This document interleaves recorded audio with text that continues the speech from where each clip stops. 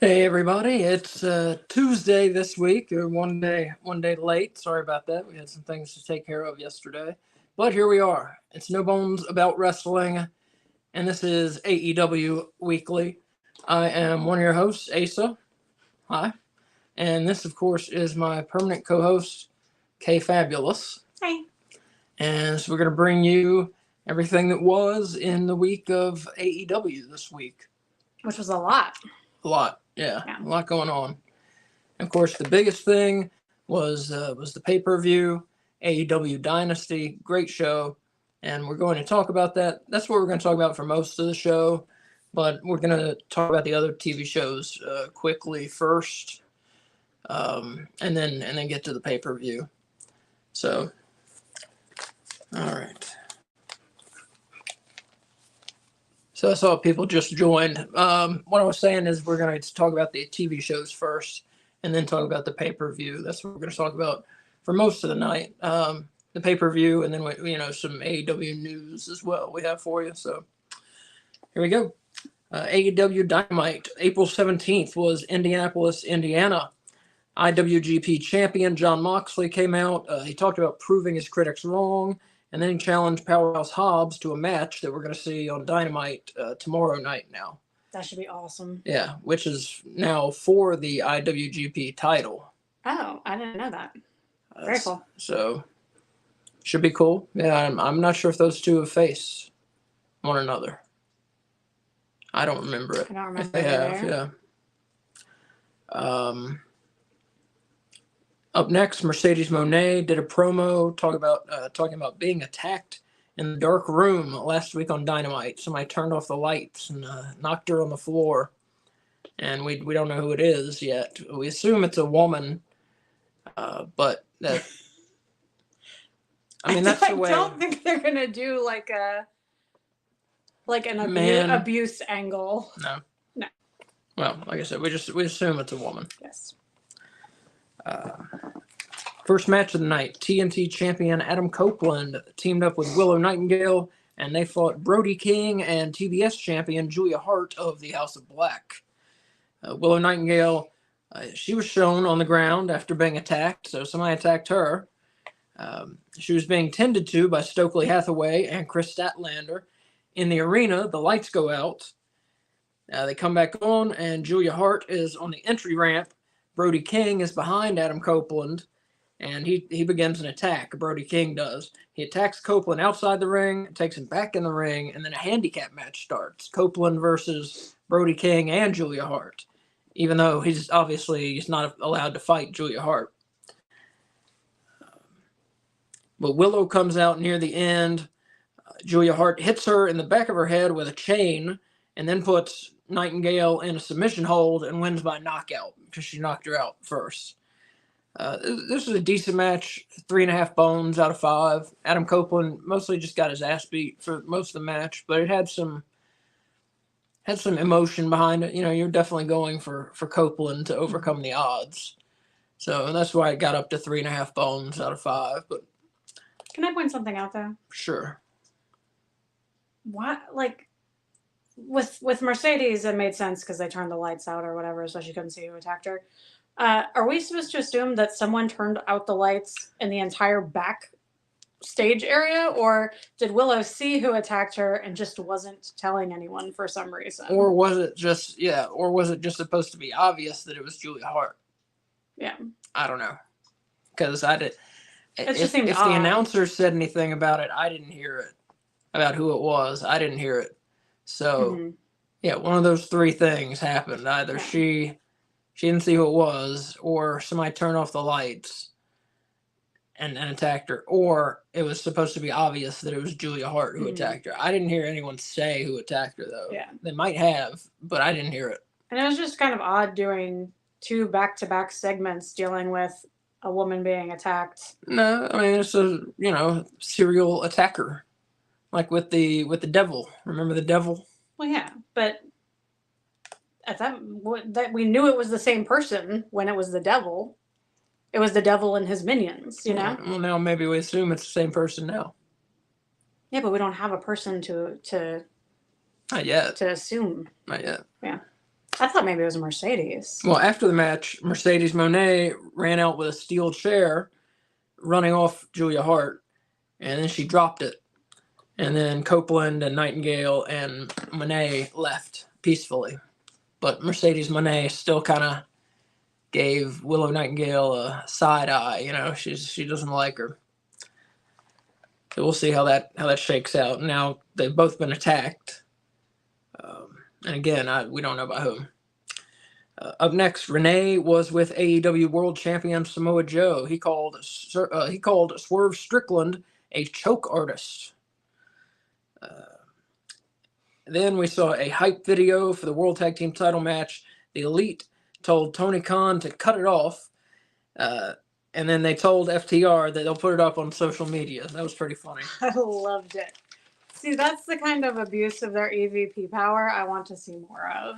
I agree. Not so much the finding of people, but the cutting out the stuff that they don't like in the show. Yeah, I agree. That's funny to me. Mm-hmm.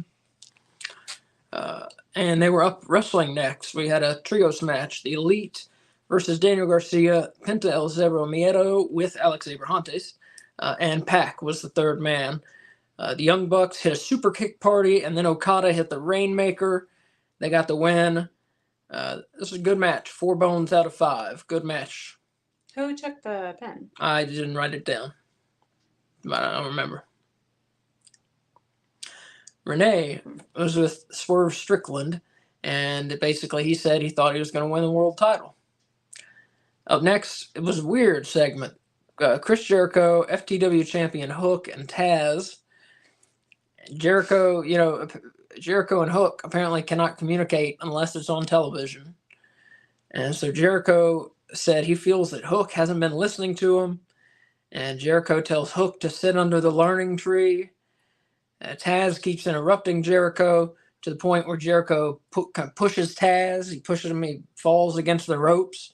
It wasn't a very big bump at all. But it was enough to piss off Hook.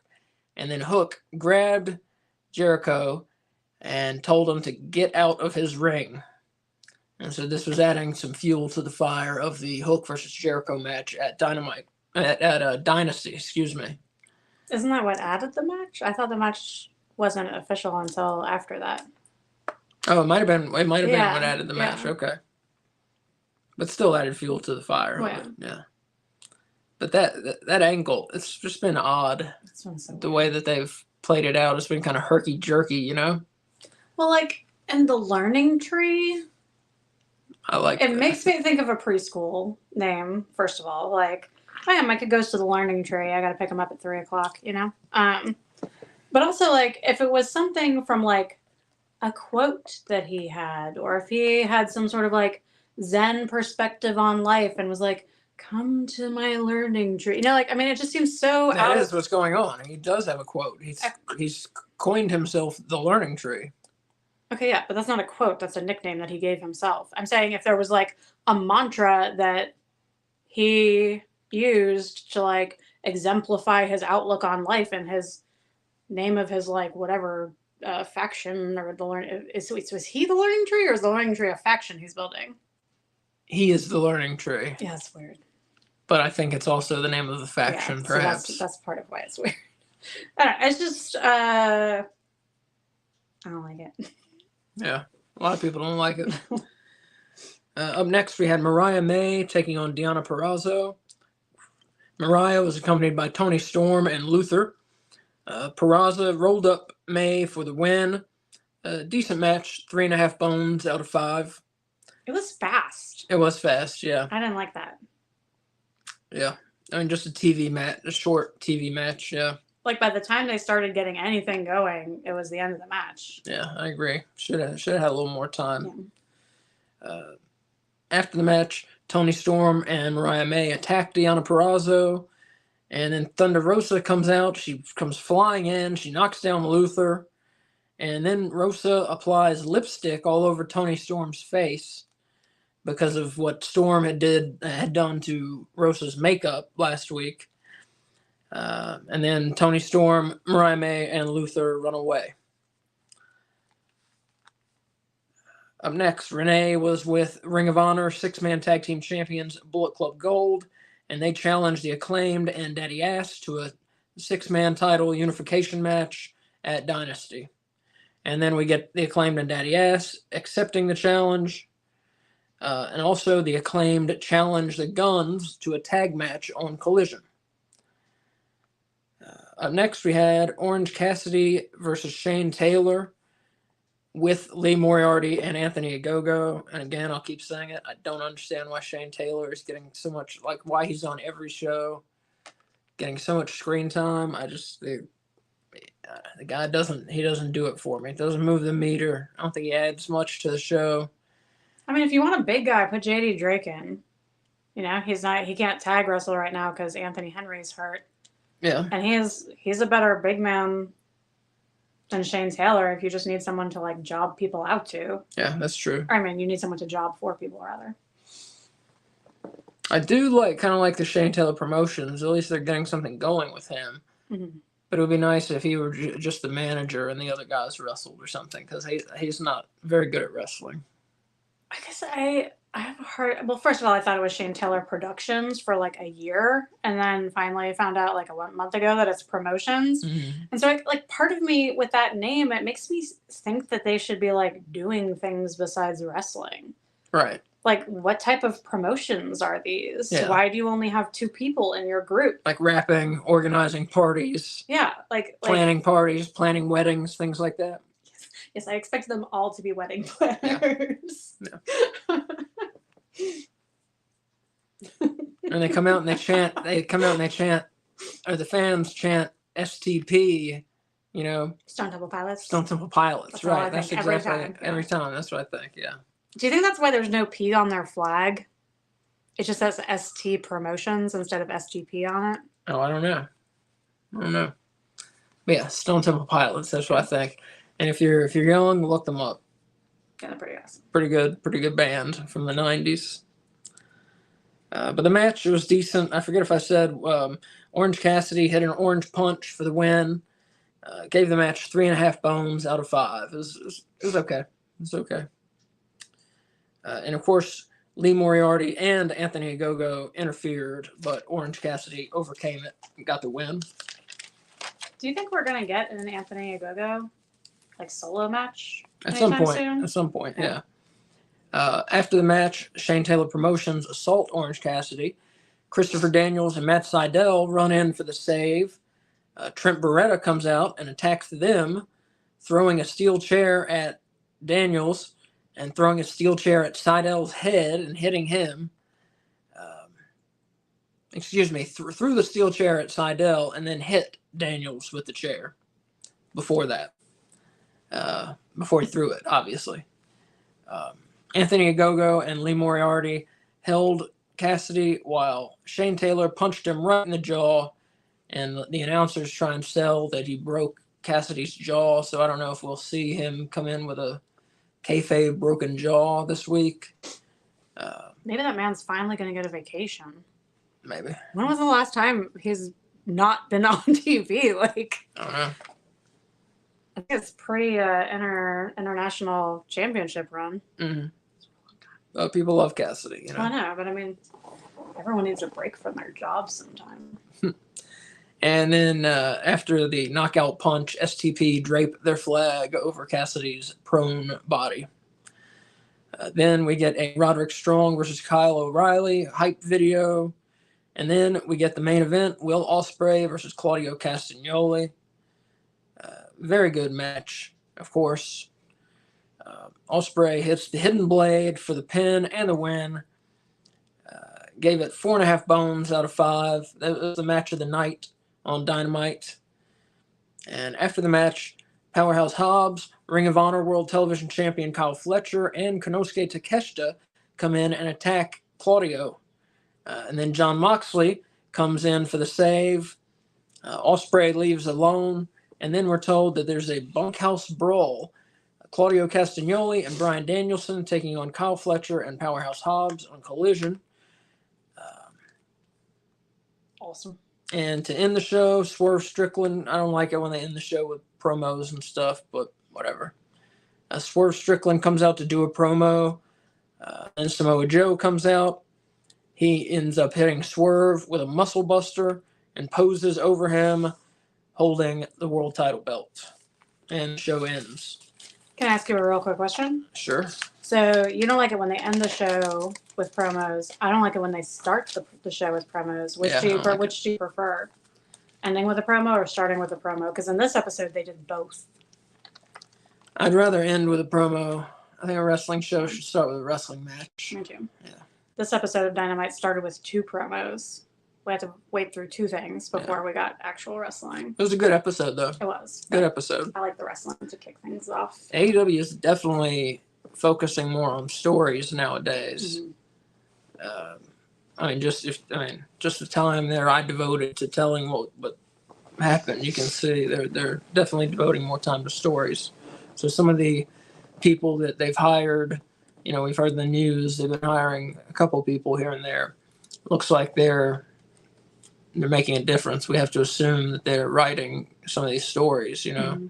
People like Will Washington and the lady Pepperman, whatever her name is, Jennifer Pepperman, is that her name? I called her Jenny Wentworth, but that's not her name. I don't know her name. It's my made-up name for her. The lady, yeah, that used to work for WWE, who they signed. She used to write soap operas. Yeah, she used to write soap operas as well.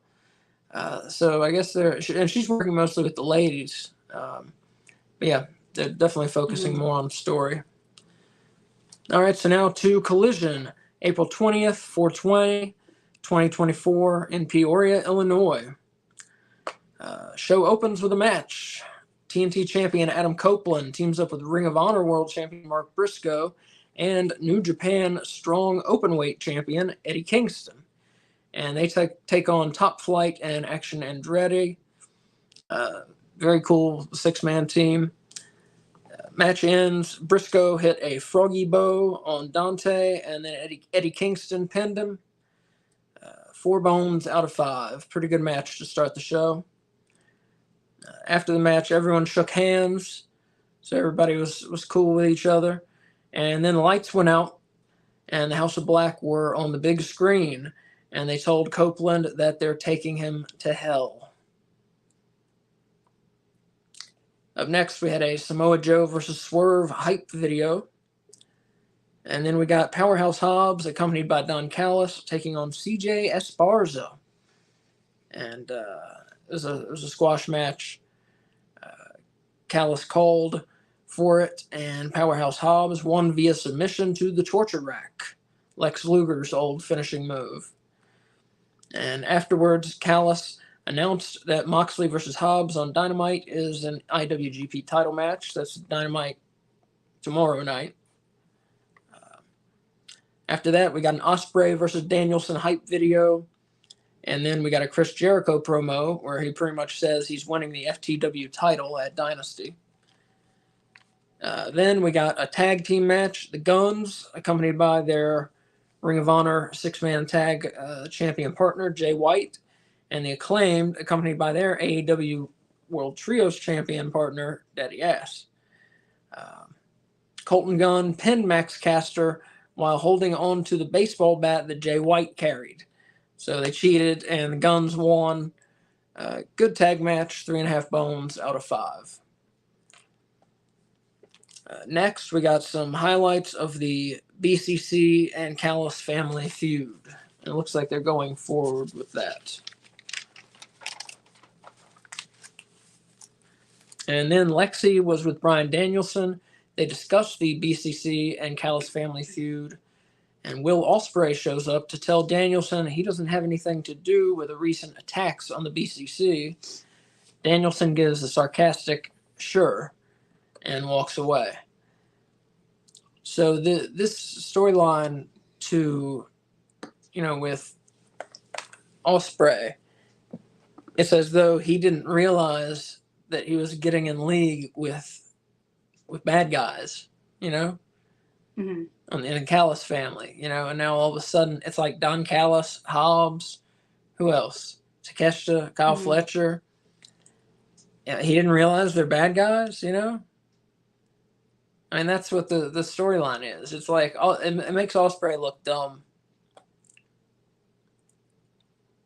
know if it does, though, because he joined them when he wasn't in the company. So Don Callis was like, hey, look, we have... Don Callis he's a bad guy. He's known as a bad guy. Yeah, but if your faction mate joined forces with him while you were in another company and you go wrestle for Don Callis's company for like a one-off, you would think that your buddy wouldn't lead you down the wrong path necessarily, Maybe that's the way they're going to go with it, because any other way, like I said, makes Ospreay look dumb. If he's like, I didn't realize they were heels. So we'll see how they play it. Up next, Women's World Champion Toni Storm had a promo on Thunder Rosa. And then we got our Bunkhouse Brawl match. It was awesome. You're not going to say it was awesome? Oh, it was an awesome promo. It was an awesome promo. It was my favorite promo of the week. It was a very good promo. Yeah. Then we got our Bunkhouse Brawl match. Bryan Danielson and Claudio Castagnoli versus Konosuke Takeshita and Ring of Honor World Television Champion Kyle Fletcher. Hobbs ran in, gave spine busters to Danielson and Castagnoli. Of course, it was perfectly legal. No DQ match. Moxley came out and fought Hobbs, and they fought to the back. And Danielson put Fletcher in the label lock with a chain in his mouth, and Fletcher submitted. Pretty good brawl. 4 bones out of 5. I loved it. Yeah, it was good. It was good fun. Danielson got on the mic, said wrestling is, quote, his version of heaven, and says he's going to beat Will Ospreay's ass at Dynasty. Then we got highlights of Copeland and Nightingale fighting Brody King and Julia Hart. And then we get Willow Nightingale, Stokely Hathaway, and Chris Statlander. They have a promo, and Nightingale says that she's going to powerbomb Hart through the mat at Dynasty. And then we get Sky Blue, accompanied by Julia Hart, taking on legit Layla Hirsch. Pretty short match. Blue won via submission to a Dragon Sleeper. Sky Blue looked good. She's definitely improved quite a bit. But she looked good. Layla Hirsch did not look so great. Looked a little, rusty or kind of just, awkward looking. That's how she's been in the matches I saw her in Ring of Honor. Yeah. Very clunky. Yeah. So 3 bones out of 5 on that match. Nothing great. And then for the main event of Collision, it was a 6-man tag. Awesome match. The Elite taking on Pac and FTR. Like, holy shit. All 6 of those guys can go. Pac hit the Black Arrow on Matthew Jackson. FTR and Pac got the win. Great match. 4.5 bones out of 5. And that was the match of the night on Collision. Daniel Garcia ran down after the match and attacked the Elite. And then Pac put Okada in a crossface. Eventually the Youngs get him out. The Young Bucks get him out of it. And the show ends. So we had quite a bit going into the pay-per-view. Are you going to give us I'm sorry. They did a great job setting up Dynasty, I thought. Are you going to give us a match of the week, not counting Dynasty? Like a television match of the week? No. Okay. We all know what the match of the week was. Yeah, we do. Yeah. And then real quick, they did AEW Rampage on 420. John Moxley had a promo telling Powerhouse Hobbs he's not taking his belt. And then we got a 420 high-flying elimination match. RVD versus Isaiah Cassidy versus Lee Johnson. I didn't know he was high-flying. Versus Commander, accompanied by Alex Abrahantes. Cassidy eliminates Johnson, and then it gets good from there. Commander eliminates Cassidy, and then RVD pins Commander after a 5-star frog splash. It's a fun match. It's always awesome to see Rob Van Dam. 4 bones out of 5, and it was really cool seeing RVD fight Commander for the last portion of this match. Up next, we got Yuka Sakazaki versus Emi Sakura, and I was really looking forward to this match. But unfortunately, Sakazaki hurt her leg She went for a top rope move and landed awkwardly and hurt her leg. And they really had to delay and kill time in the match. They should have just ended it. Mm-hmm. But they delayed and killed time, and Emi Sakura played to the camera and did some weird things, you know. And it ends, though, when Sakazaki hit a German suplex off the ropes for the pin and win, where she had Sakura set up on a rope. She comes underneath her, grabs her, and hits the German suplex from there.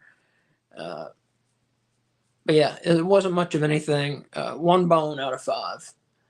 It's not much there. Which sucks because we bad match. We like both these women. Yeah. And like I said, I was looking forward to it. I think it would have been a very good match, but it wasn't because she got injured.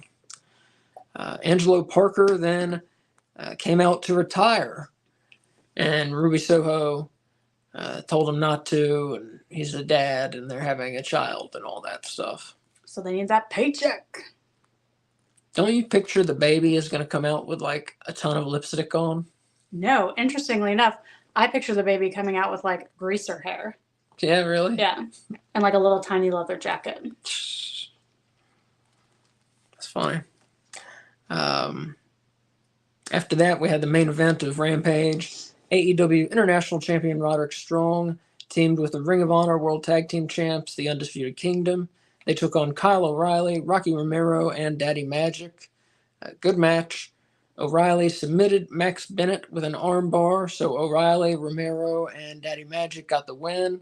4 bones out of 5. Good match. Good episode of Rampage. I always say it, that's a show worth watching. They don't always put the angles on there, but they do have good wrestling. I mean, it's, you know, the mid-carders usually. But sometimes they'll put the main eventers on there, or the B, you know, kind of the B level guys. But it's always a fun time, Rampage. You get to see some good matchups, and the show is mostly wrestling. Like, it has more wrestling percentage-wise than Collision or Dynamite. You know, they don't do a lot of promos on Rampage. Can I make one complaint on the behalf of Rob Van Dam? Yeah. When it's 420 and you have Rob Van Dam on your show, you don't put him on the C show and not even in the main event on the C show. What are you doing? I agree. Bad booking. Yeah, I agree. Bad booking. Yes, I agree. Should have been played up more, and he should have been on Collision. Yeah.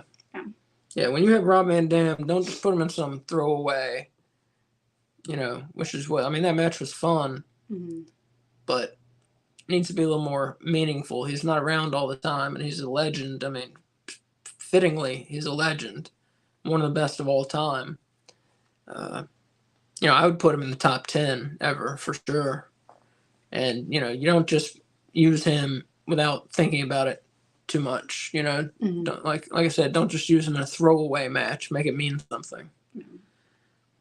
All right, so now we get to the meat of the show tonight, AEW Dynasty. We're going to talk about these a little more in depth than the what I just did. I tried to fly through all that, and I think I kind of succeeded. So Dynasty, April 21st in St. Louis, Missouri. We had the 0 hour first. Trent Beretta beat Matt Sydal by submission. After that, Chuck Taylor came out, and Trent said that by Dynamite, Taylor needs to tell him where he stands. Orange Cassidy entered for his match, which was next, and he stared down Trent, but they didn't fight or anything like that. So this was a good match. 4 bones out of 5. Trent beating Matt Sydal. Matt Sydal is always good. So's Trent. Yeah, so's Trent. Yeah. Up next, we had Orange Cassidy and Katsuyori Shibata taking on Shane Taylor and Lee Moriarty. Cassidy hit Moriarty with an orange punch and pinned him. And Shane Taylor and Lee Moriarty lose again. These guys lose so many matches, you know. Good match, 4 bones out of 5. And then we had the title unification match. The AEW World Trios Champions, the Acclaimed and Daddy Ass, taking on the Ring of Honor 6-man tag team champions, Bullet Club Gold. And Jay White hit the Blade Runner on Billy Gunn for the pin and the win. So Bullet Club Gold are now, I believe they're calling them the AEW Unified Trios Champions. I believe that's what I heard them call them. So That's a stupid name. Well, that's what they are. Yeah. So they got a bunch of belts. They got 6 belts there, and then Bullet Club Gold. So maybe we'll get rid of 3 of them. And yeah, I guess they're gonna call them the AEW belts instead of Ring of Honor. Yeah. I'm not sure. Ring of Honor doesn't have a 6-man belt. Yeah, I don't understand what they're doing. Yeah. Like they're taking away Ring of Honor's 6-man titles. Well, I understand that, but why don't they just put them on Ring of Honor? Yeah, I don't understand that either. Like, they have a history. Yeah. Let them keep their history. I agree. All right, and then the pay-per-view starts. First match, AEW Continental title match. Kazuchika Okada of the Elite taking on Pac. This match was awesome. And I think a lot of people on the online discourse after the pay-per-view kind of slept on it and are not giving it the credit it deserves.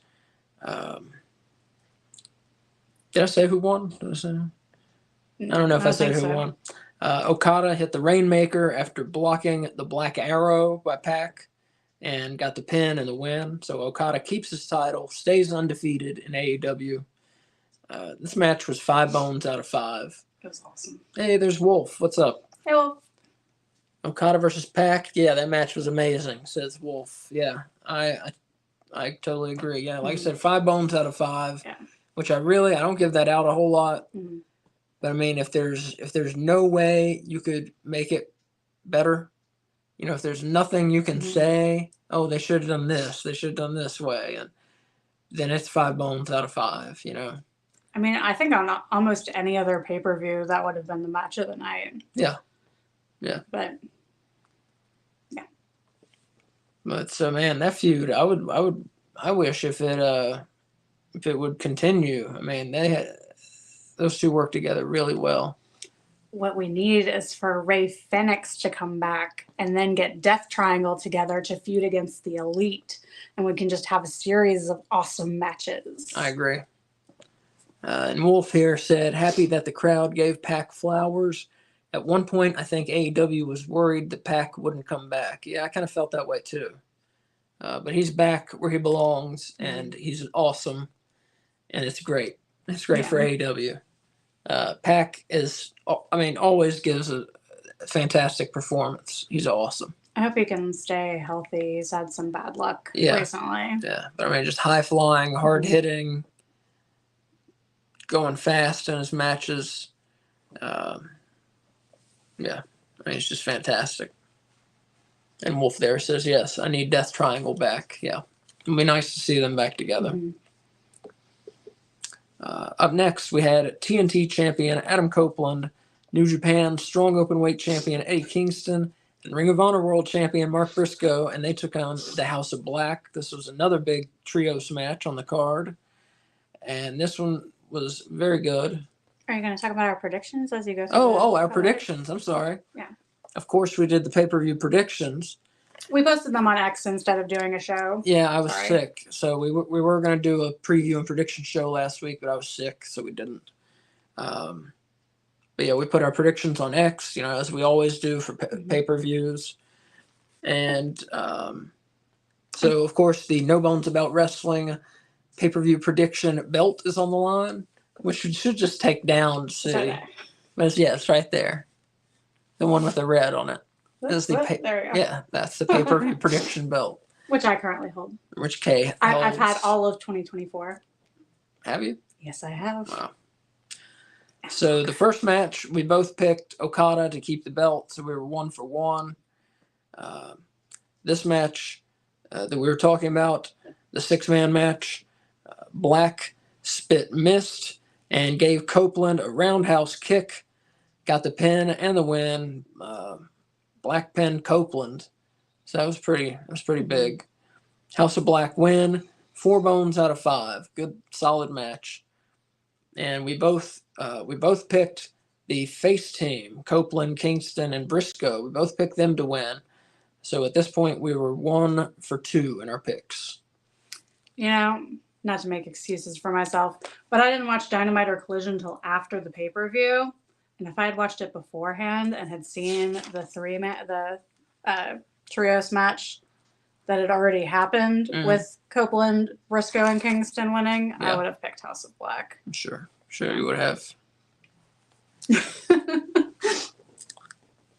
Up next, we had the AEW TBS title match with Julia Hart defending against Willow Nightingale. Willow Nightingale hit the Babe with a powerbomb, did not powerbomb Hart through the mat, as she said, but she did get the pin and the win. Willow Nightingale, your new AEW TBS champion. After the match, Chris Statlander and Stokely Hathaway come out and hug her. And then Mercedes Moné came out and kind of, just stared, and they're having a showdown at Double or Nothing. Nightingale versus Moné for the belt. It was a good match. 3.5 bones out of 5. Nothing amazing, but good solid match, I thought. Can I make my prediction now for Double or Nothing? Well, first, let me say what our predictions were for this match. Okay. We both predicted Nightingale to win the belt, and she did. So at this point, we were 2 for 3. And just to put it out there, we both, when I say we were, like I said, we compete at the predictions. But this pay-per-view, we don't talk about them beforehand. And this pay-per-view, we both picked the exact same. So Kay was going to keep the belt no matter what. Because if we tie, which we were going to tie, obviously, tie goes to the champion. Yeah, this is the first time that's ever happened. Yeah, we've never picked. Yeah, we've had some pay-per-views where we only had one match different. Yeah, but we've never had a pay-per-view where we both picked the exact same winners for every match. But it happened. Yeah. So what I think is going to happen at Double or Nothing is I think Chris Statlander is going to interfere in the match and get caught, and so Mercedes is going to win by DQ but not get the belt. Yeah, that's kind of what I thought. So, right. I don't think they're going to give Nightingale a short title run. Like, everyone is assuming Mercedes Moné comes in and wins the title. I don't think so yet. Like what Kay just said, which I came up with, I believe. I came up with that theory. I don't think so. I think I did. But that's what's going to happen, I think, is a DQ ending where Moné wins. Oh, you did? Yes, I did. I know. Yeah. No, I thought you were lying. You did. I remember. Where, like I said, where Moné wins. So she gets a win in her first match, but Nightingale keeps the belt. And then, like I said, throw in Chris Statlander, a turn there. That might be what's happening. So that's kind of what I'm thinking at Double or Nothing. And Wolf here said... We're roboting. Oh. I don't know how to fix that. I'm going to turn my mic on and off. That's all I get. Hopefully that's better. Thanks for letting us know. Yeah, thank you. But Wolf figured since Julia was hurt for a fair bit, he said apparently the match was 6 minutes bell to bell. Yeah, it was a decent match, like I said, but it wasn't very long, wasn't much of anything. He says still static. Well, we're going to press on. And did you leave and come back? No, but I can go off our Wi-Fi. Oh, do you think that's it? I don't know. It's the only thing I can think of to maybe fix it. So we'll see how that goes. Oh. Can you hear me now? He's saying our mic just seemingly broke. This is sounding normal. Still roboting. Here, can I leave and come back? Because I can mess everything up. Go for it. We'll see. What do I press here?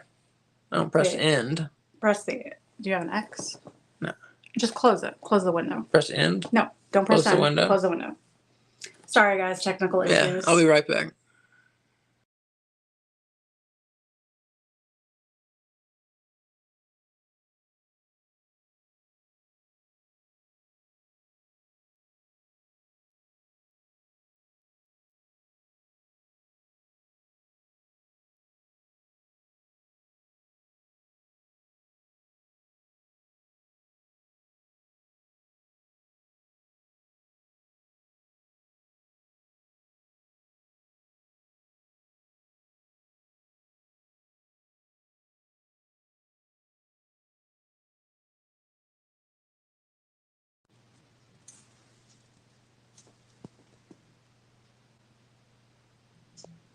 Hopefully that fixed things.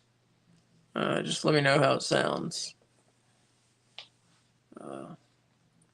Hopefully this sounds normal now. Just let us know. And we're gonna press forward though. And hopefully it sounds normal. Still staticking. You want to use my mic? Yeah, let's try your mic. Okay. Damn it. Mute yours. Everybody loud. Turn your sound. Okay. We're gonna have an echo. if we do this, aren't we? Yeah. Can't do that.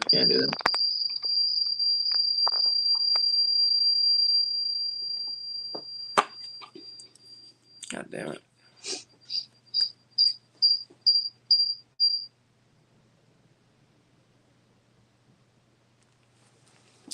Okay. Well, we're just gonna go for it, I think. Yeah. We're just gonna go forward and I don't know. Hopefully you can understand us. Yeah. Why don't you look at it on YouTube and see how it sounds? Can you do that? I can on your computer. Our stuff's blocked on mine. Our stuff's blocked. Yeah, it's a school computer. We have explicit videos. It's blocked on YouTube. Where was I? Okay, TBS title match. Yeah, so we were 2 for 3 there. Like I said, 3.5 bones out of 5. Up next, we had the AEW International title match. And yeah, we lost all of our viewers. We had 21 viewers. Now we have 2. Sorry, guys. That's a shame. Man, people really don't have patience, do they? AEW International title match. Roderick Strong defending against Kyle O'Reilly. And Wardlow kind of came in and feigned interference, but he didn't do anything. He just came in the ring. And Roderick Strong hit End of Heartbreak for the pin and the win. This was a good technical match. These guys were really wrestling each other, and especially in the beginning, a lot of reversals, a lot of technical holds.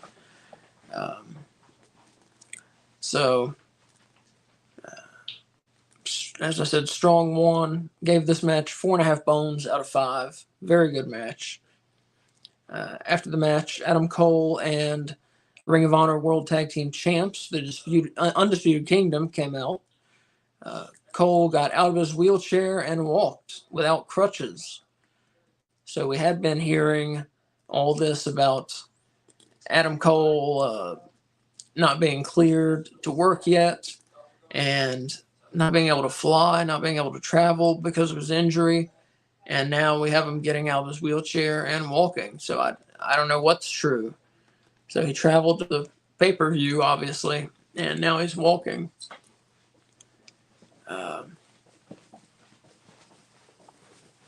Pisses me off.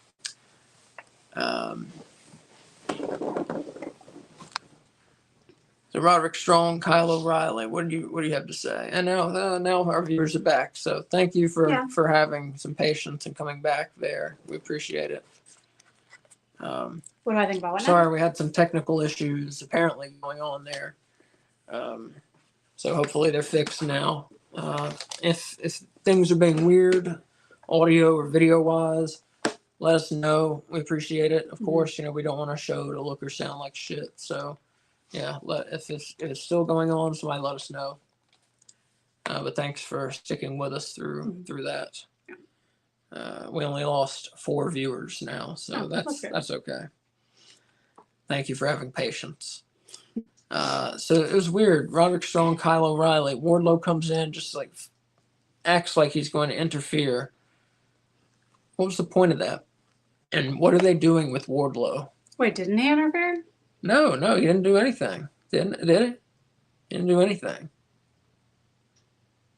I thought he did something. No, I don't think so. He just kind of came in the ring. I don't think he did anything. That's what I wrote down. I said Wardlow feigned interference. So it's just to like throw him off his game. I guess. I don't know. I feel like I think they rushed this match. Not like they rushed to doing this match, I should say. Yeah. Like most people know the history of Roderick Strong and Kyle O'Reilly, and you could have done so much with the build. It seems like a mistake to have it this early, but maybe it's not done yet, and they're just going to keep going to that well till it runs dry. But it was nice that Wardlow showed up. I know he got in a car accident that day, that's so right. I'm glad he's okay. Yeah. I feel bad. I tweeted where the hell's Wardlow at the beginning of the match, but I didn't know about the car accident at that point. But and then he showed up anyway, so it was fine. But yeah, I think he's just doing for now what Adam Cole told him to do. Making sure they're keeping the belts in the Undisputed Kingdom. Exactly, it's his one and only job. Yeah. Which I don't know how much he's going to like that job. No. Well, he went from being world title contender. He went from beating up jobbers to world title contender to now just protecting other people's belts. It's like being a lackey again. Yeah. So we'll see how long that lasts. Yeah, they could do Strong and O'Reilly again at Double or Nothing, and I would be fine with it. This match was really excellent. Yeah. And another one, as Kay said before with Okada and Pac, most pay-per-views, this might have been the match of the night. I mean, I think Roderick Strong is great, and same with Kyle O'Reilly, both underrated. Mm-hmm. And Kyle O'Reilly he showed up here and came back in a big way, and it was a great match, I thought. It was cool just to because I didn't watch him when he was in NXT, and when I was watching him in AEW, he was with Bobby Fish, and so I've only seen him wrestle by himself. Like, I think this is maybe the second or third time. Mm-hmm. And so it was cool to see him like hanging on his own, you know? Yeah.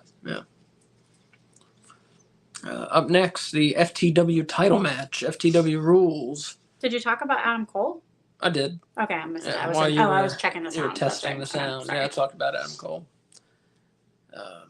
FTW title match under FTW rules. Hook defended the belt against Chris Jericho. Jericho got booed a lot. People were chanting, "Go home, Jericho." And what were the other chants? There was a Jericho retire chant. Yeah, or please retire. Yeah, or which I didn't hear, but I saw people that were there saying it that they were doing it on Twitter. I don't get it. I hate that. Yeah, I don't get it. I mean, even if I didn't like Jericho, which I do like him, that's just mean. Yeah, it's mean. It's really rude. It's so disrespectful. And maybe that's how you feel, but I don't know. I think we're all pretty lucky that most of us at our jobs, we don't have crowds of people screaming at us what they think about how we're doing at our jobs. Yeah. But I just think of can you imagine being heckled at your place of work and not because you're a heel and you're getting heel heat, you're just getting go away heat. Right. Yeah, that's not good. And for someone with the career that Jericho has had, a legend. Yeah, it's upsetting. And all that he's done for AEW. Yeah. I mean, he put them on the map. Yeah. I mean, I get that people are tired of seeing him. Yeah. I can understand where they're coming from. I can too. But you don't have to be an asshole about it. Yeah. Jericho, he's 53, I believe. We should appreciate him while he's around still, So I don't get the Jericho hate. I mean, he's entertaining to me still. In the ring, even. I mean, he's lost a step for sure, but again, he's 53 years old. Mm-hmm. But I still find him entertaining. So maybe it is time he steps aside. I don't think it's time he steps aside. I think it's time that he steps back a little. Yeah. Just like a half step back, where we don't need to see him every week, and he doesn't necessarily have to have a match in every pay-per-view. Right. But he's on has he been on every pay-per-view? Do we know that? Yeah. Somebody may know. Yeah. I feel he's on every pay-per-view, it feels like. But he is, to be fair, he's the biggest name in the company. Mm-hmm. Yeah. I mean, don't you think? I mean, maybe now Adam Copeland. I would say But Adam. Jericho's better known than him, I feel like. I don't know. Well, they're the two biggest names Yeah. in the company. I feel like, to American fans, at least, you know. Anyways, Jericho hit Hook with a baseball bat and pinned him after a lot of hijinks. He won the FTW title. I didn't tell our prediction for Strong and O'Reilly. I'm sorry. We both predicted Strong to keep his belt. So after that match, we were 3 for 4. We both predicted Jericho to win the FTW title. So after that match, we were 4 for 5 in our picks. Pretty good night we were having. Wolf said, Jericho, it's so dumb. People are delusional enough to say Jericho is the worst wrestler on TV right now. No. Yeah, I totally agree. I mean, all that hate, it's just going overboard. Especially in the same pay-per-view where at the 0 hour you see Shane Taylor. Like, Jericho's the worst wrestler in the company? Right. No. Yeah, he's not even the worst wrestler on the show. Yeah. But yeah, I don't like it. Like I said, you can have your opinion and everything, and I can see, like Kay said, even wanting them to step aside a little bit. Mm-hmm. But yeah, just being rude to him, that's really shitty, you know. Like those kind of chants, you know, AEW wouldn't be where it is without Chris Jericho, Mm-hmm. and you know, he's one of the best minds in the history of professional wrestling, I think. I mean, he's always reinventing himself, has great matches, a lot of unpredictability to his matches. You know, he's helping AEW with ideas and things. Invented the Money in the Bank match, just among other things he's invented.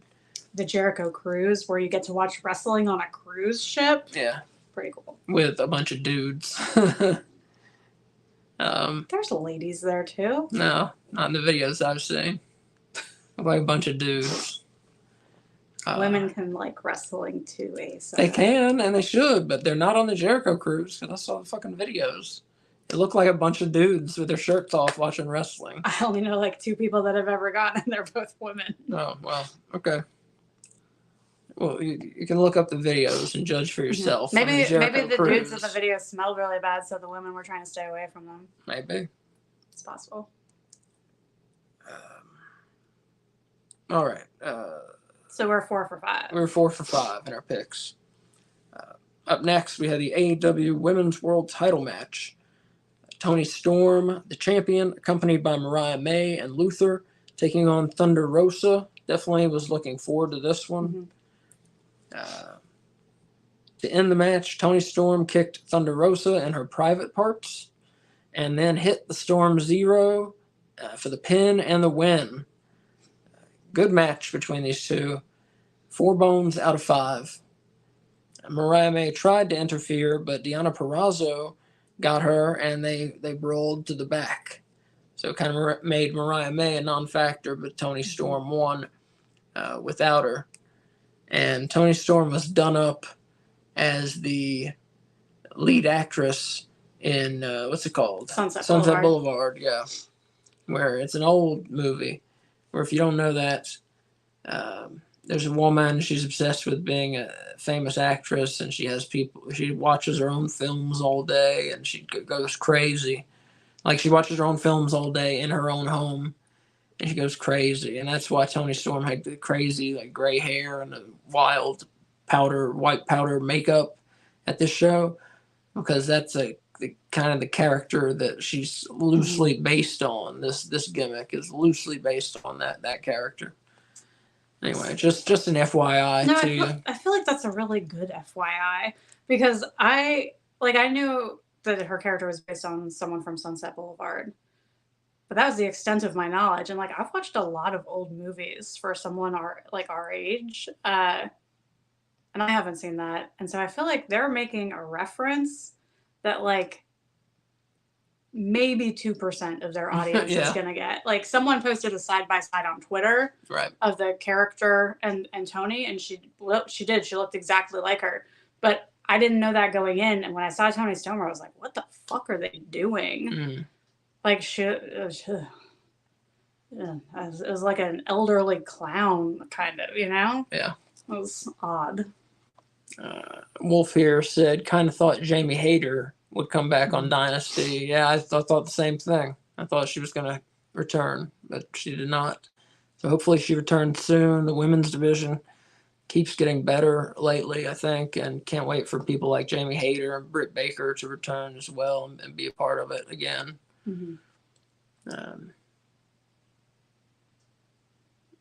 Wolf said, really hoping Hayter comes back very soon. Otherwise, AEW is going to make me worry that we're going to see Tony versus Saraya at Wembley. Never again. Is it Saraya? Saraya. Yeah. Dylan always says Saraya.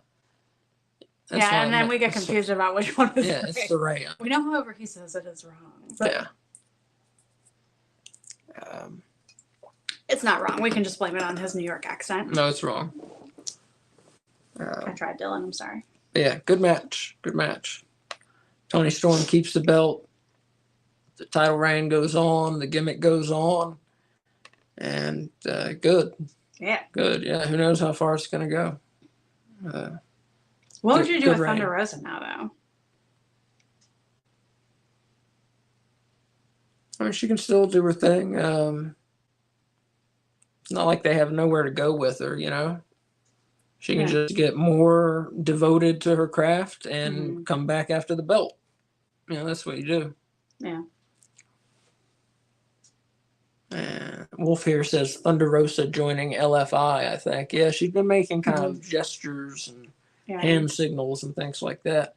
But does LFI even exist anymore? Yeah, they need to be around in order for that. I don't know if they exist.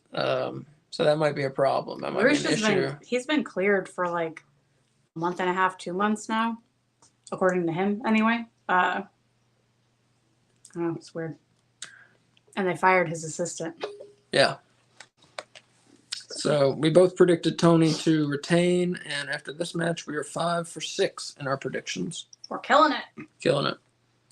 We should have bet. I keep saying we should. You know, there's a site out there, maybe multiple sites probably are. You can gamble on wrestling, and man, fucking, you know. We would have cleaned up. Yeah, we know what's going on. Like, I'm very good at picking. If I can toot my own horn for a second, if you watch this show, you know both of us actually are very good at picking. I'm better. Very good at picking wrestling matches.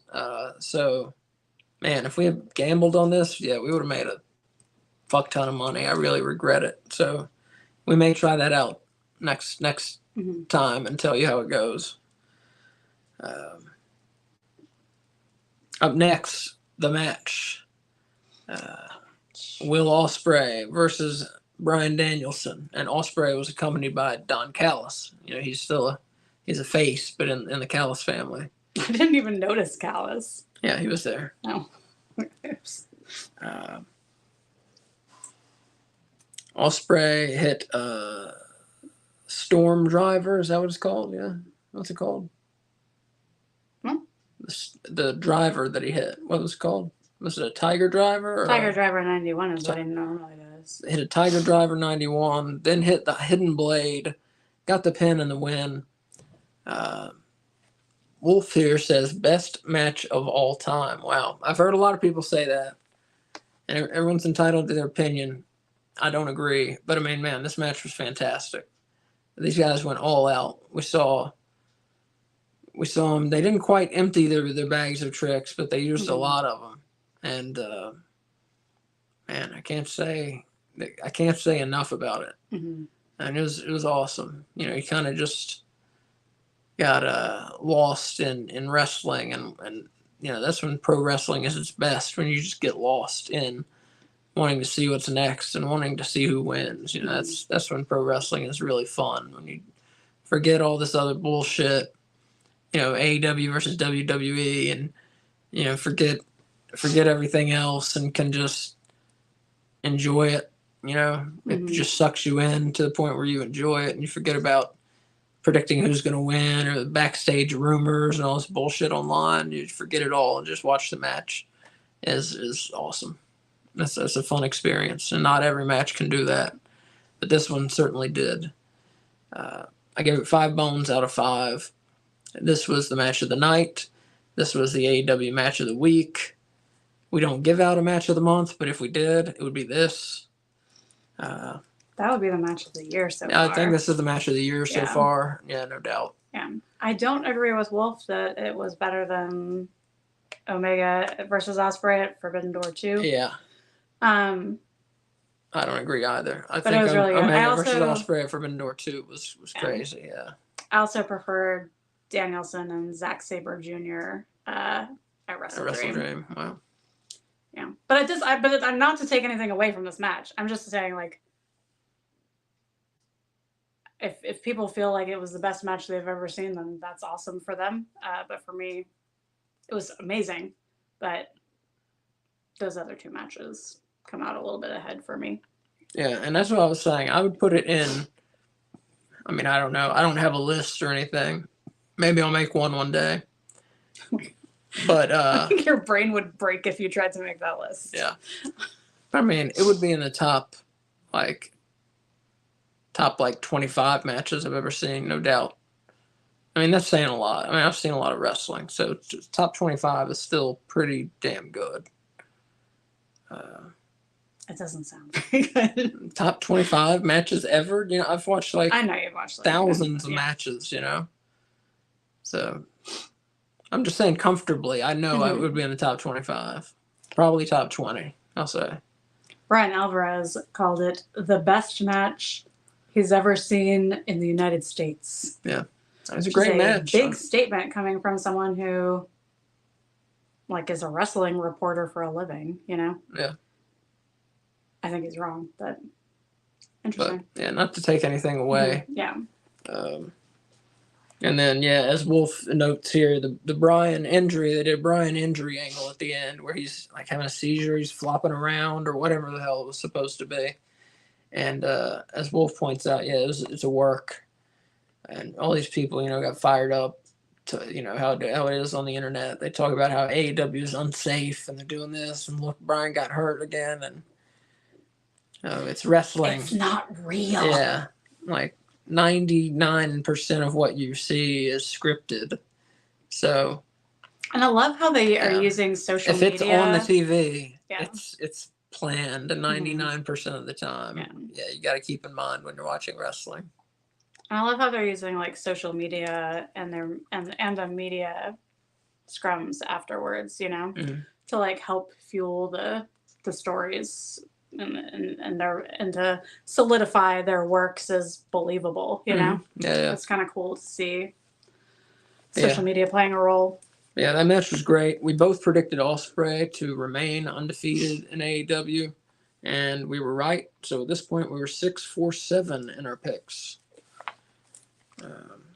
Only match we missed was that 6-man tag earlier in the show. Up next was we had 2 matches left.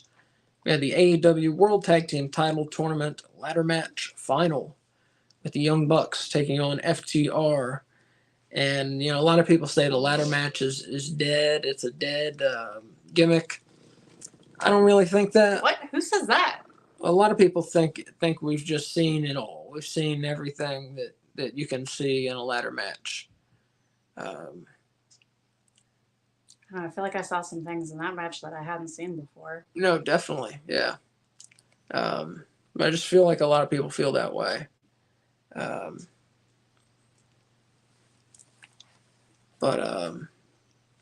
Anyways, that was not the case in this match. This was awesome.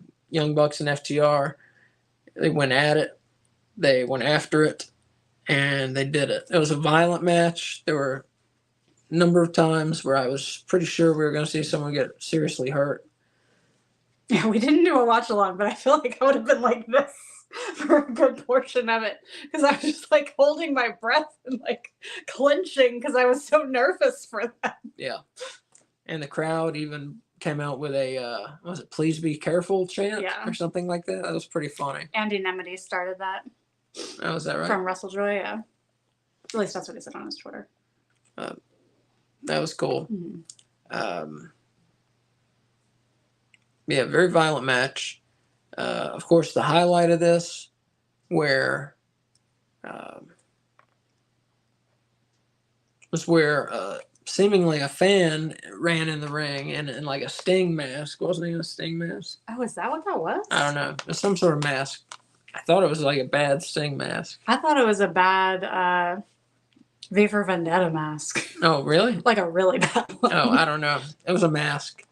Anyways, and it's two security guys. They take him into the corner, and then instead of like getting him out of the ring, they take him into the corner of the ring, and then they pull off his mask, and it's Jack Perry. And so my prediction that Jack Perry was going to show up and cost FTR the match was 100% right. You know, if you watch our show, you know I predicted that last week, maybe 2 weeks ago, but I predicted it. It was like the night they showed the footage of All In. Yeah. You were like, this has to be what they're doing. Yeah. So like I said, it made sense that they showed the All In footage because they were going this way with it. So now it does make sense.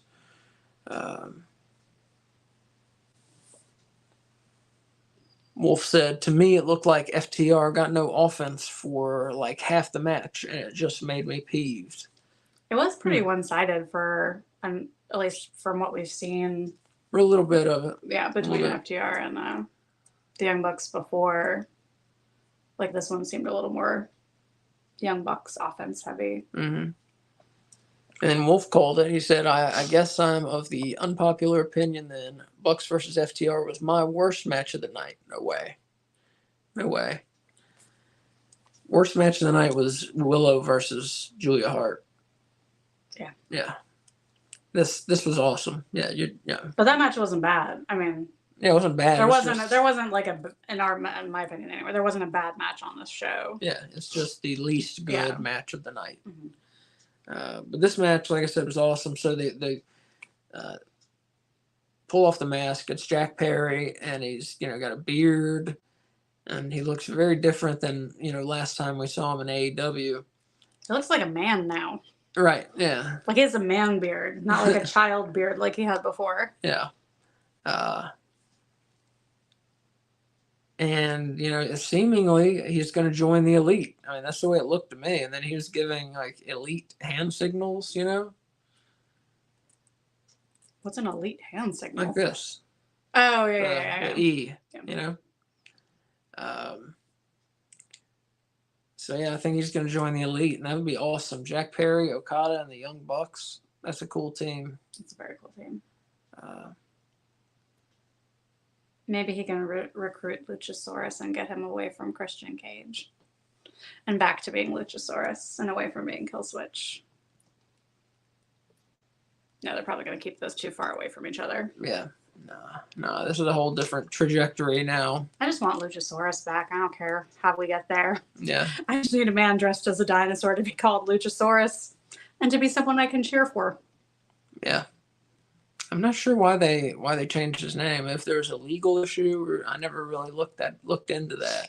I think it's because the only way to get people to not be for a man dressed like a dinosaur called Luchasaurus is to not call him Luchasaurus. Like that name is too fun to be a heel. Yeah, true. But I wonder if there was another reason. I'm not sure. I don't know though. I feel like we would have read about it. Yeah, I feel like I would have seen something on the internet about it, but no, I didn't. And Wolf here says FTR is not the team to do a babyface comeback and get screwed in-ring story thing. Huh. I don't know. I don't know what the problem is with that. I think any babyface can do that, yeah. But like I said here, Young Bucks win. They're the new World Tag Team Champions for the third time. First team to win the belts 3 times. We both predicted them to win, so at this point we were 7 for 8 in our picks. with one match to go. And that was the world title match.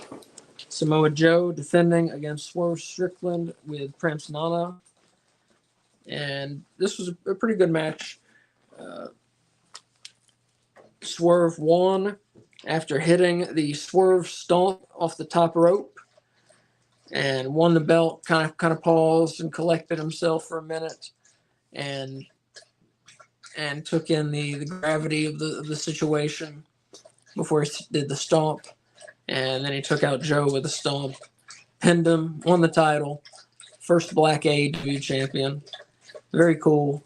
Very cool to see Swerve fulfill his destiny, if we're going to say that, and win the world title. I'm very happy for him. He's been doing great work for months now.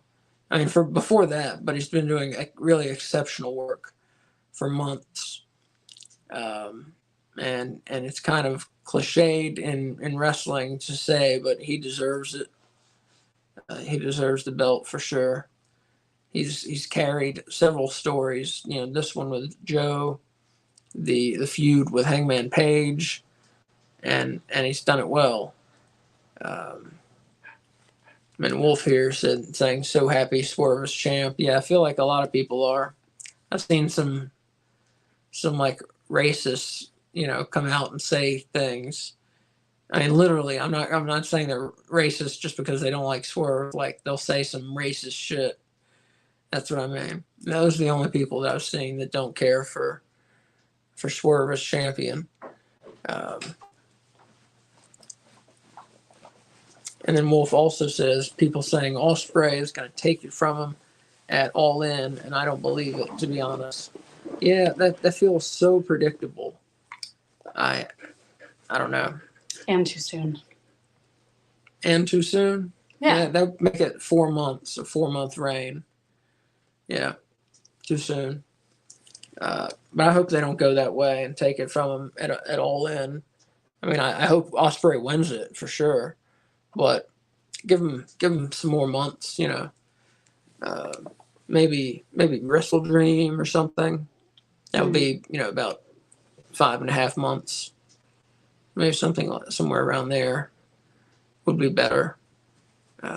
But we're getting ahead of ourselves. The men's title reign has just started, so let's see what it's like. I'm interested to see who's going to challenge him. And Wolf also saying, not gonna lie, I think Jay White should take it from Swerve. LOL. I was thinking MJF. You're thinking MJF? I think let Swerve. Who knows when MJF is going to be back? I think let Swerve keep it until he's about to break MJF's record, and then have him wrestle MJF like how they had Kenny wrestle MJF when he was breaking Kenny's record. Mm-hmm. Except let MJF win it. That's my thought. That doesn't have a story though. I know people love stories. Yeah, this match was good. I don't know if I mentioned it. I gave it 4 bones out of 5. Good match. And we both predicted Swerve to become champion. So we both went 8 for 9, which I think is the best we've ever done on a show. Predicted 8 matches correctly, just missed 1. It's tied for me for the best I've ever done. Yeah, but pretty good, if I say so myself. Did you see the match that he mentioned? What did he mention? On Dynamite this week, Swerve and Kyle Fletcher. Oh, that'd be awesome. Yeah, so Wolf is saying Swerve versus Kyle Fletcher in an AEW World Title Eliminator match on Dynamite. So no challenger ever wins an Eliminator match apparently in AEW. It's so weird that they never have had someone win. An Eliminator match. I don't know that they've never have. I have never seen it. I've never seen it. I don't think they have. I've never seen it. I don't remember it if anyone ever has. Yeah. And when I was watching Ring of Honor, no one ever won a proving ground match on there. But you figure someone has in the past. Well, yeah, for them, I would assume so. Yeah. But AEW, I don't think it's happened. But that's going to be an awesome match on Wednesday. Mm-hmm. I did not know about that. Awesome. That's going to be cool. So this pay-per-view, awesome. What do you give it out of 5 bones? What do you give it? I'm gonna give it 5 bones. I did not have a problem with any of the matches in this. Yeah. Like, I really enjoyed this show. Mm-hmm. No, I agree. Yeah, 5 bones. 5 bones for the show. 5 bones out of 5. Which, again, something I don't give out a lot. But, man, this show was awesome. Between this and Revolution, they're just on fire with pay-per-views, AEW. They've put on 2 fantastic shows. I mean, this was one of the best pay-per-views I've ever seen. Mm-hmm. Dynasty Yeah. was. And same with Revolution. One of the best pay-per-views I've ever seen, from top to bottom, no doubt. And yeah, right, we got Moxley versus Hobbs for the IWGP title too tomorrow night. Mm-hmm. So some big matches. Wolf here is saying Jay and Juice won a tag title eliminator against FTR. Yeah, I remember that. I remember that now. Thank you for keeping us straight. That may be the only one. That may be the only one though.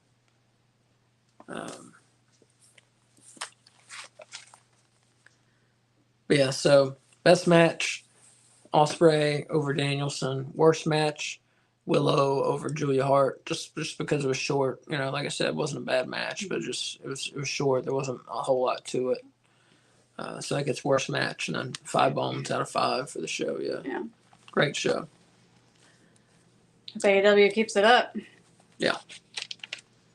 And now it's time for the five.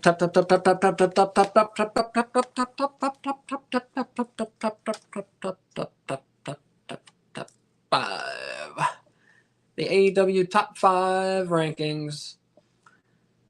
Through blood, sweat, and tears, we bring you the top 5 men, the top 5 women, and the top 5 teams in AEW. Our ranking system is completely proprietary and completely secret. So we'll give you another one. Mm-hmm. So let's get to it. We'll start with teams, I guess. So top 5 teams. Number 5, Claudio Castagnoli and Bryan Danielson of the BCC, and they're down 2 spots from number 3 last week, but they come in at number 5 this week. Number 4, down 2 spots from number 2 last week, FTR, who lost in the World Tag Title Tournament Final, but put on a great show. So they definitely need to stay ranked. Number 3, Bullet Club Gold, getting in there and unifying the Ring of Honor and the AEW 6-man titles. So they hop into the top 5 here. Can I ask a real quick question? Yeah. I'm interrupting our top 5. Yeah. But we're not doing a Where Is This Going segment, right? Okay. Oh, I just had a question about Bullet Club Gold. What's going to happen when Juice comes back and he's the only one without a belt? I'll feel so sad for him. Yeah. I want him to have a belt. Which belt would you give him? Or you say he just doesn't get one?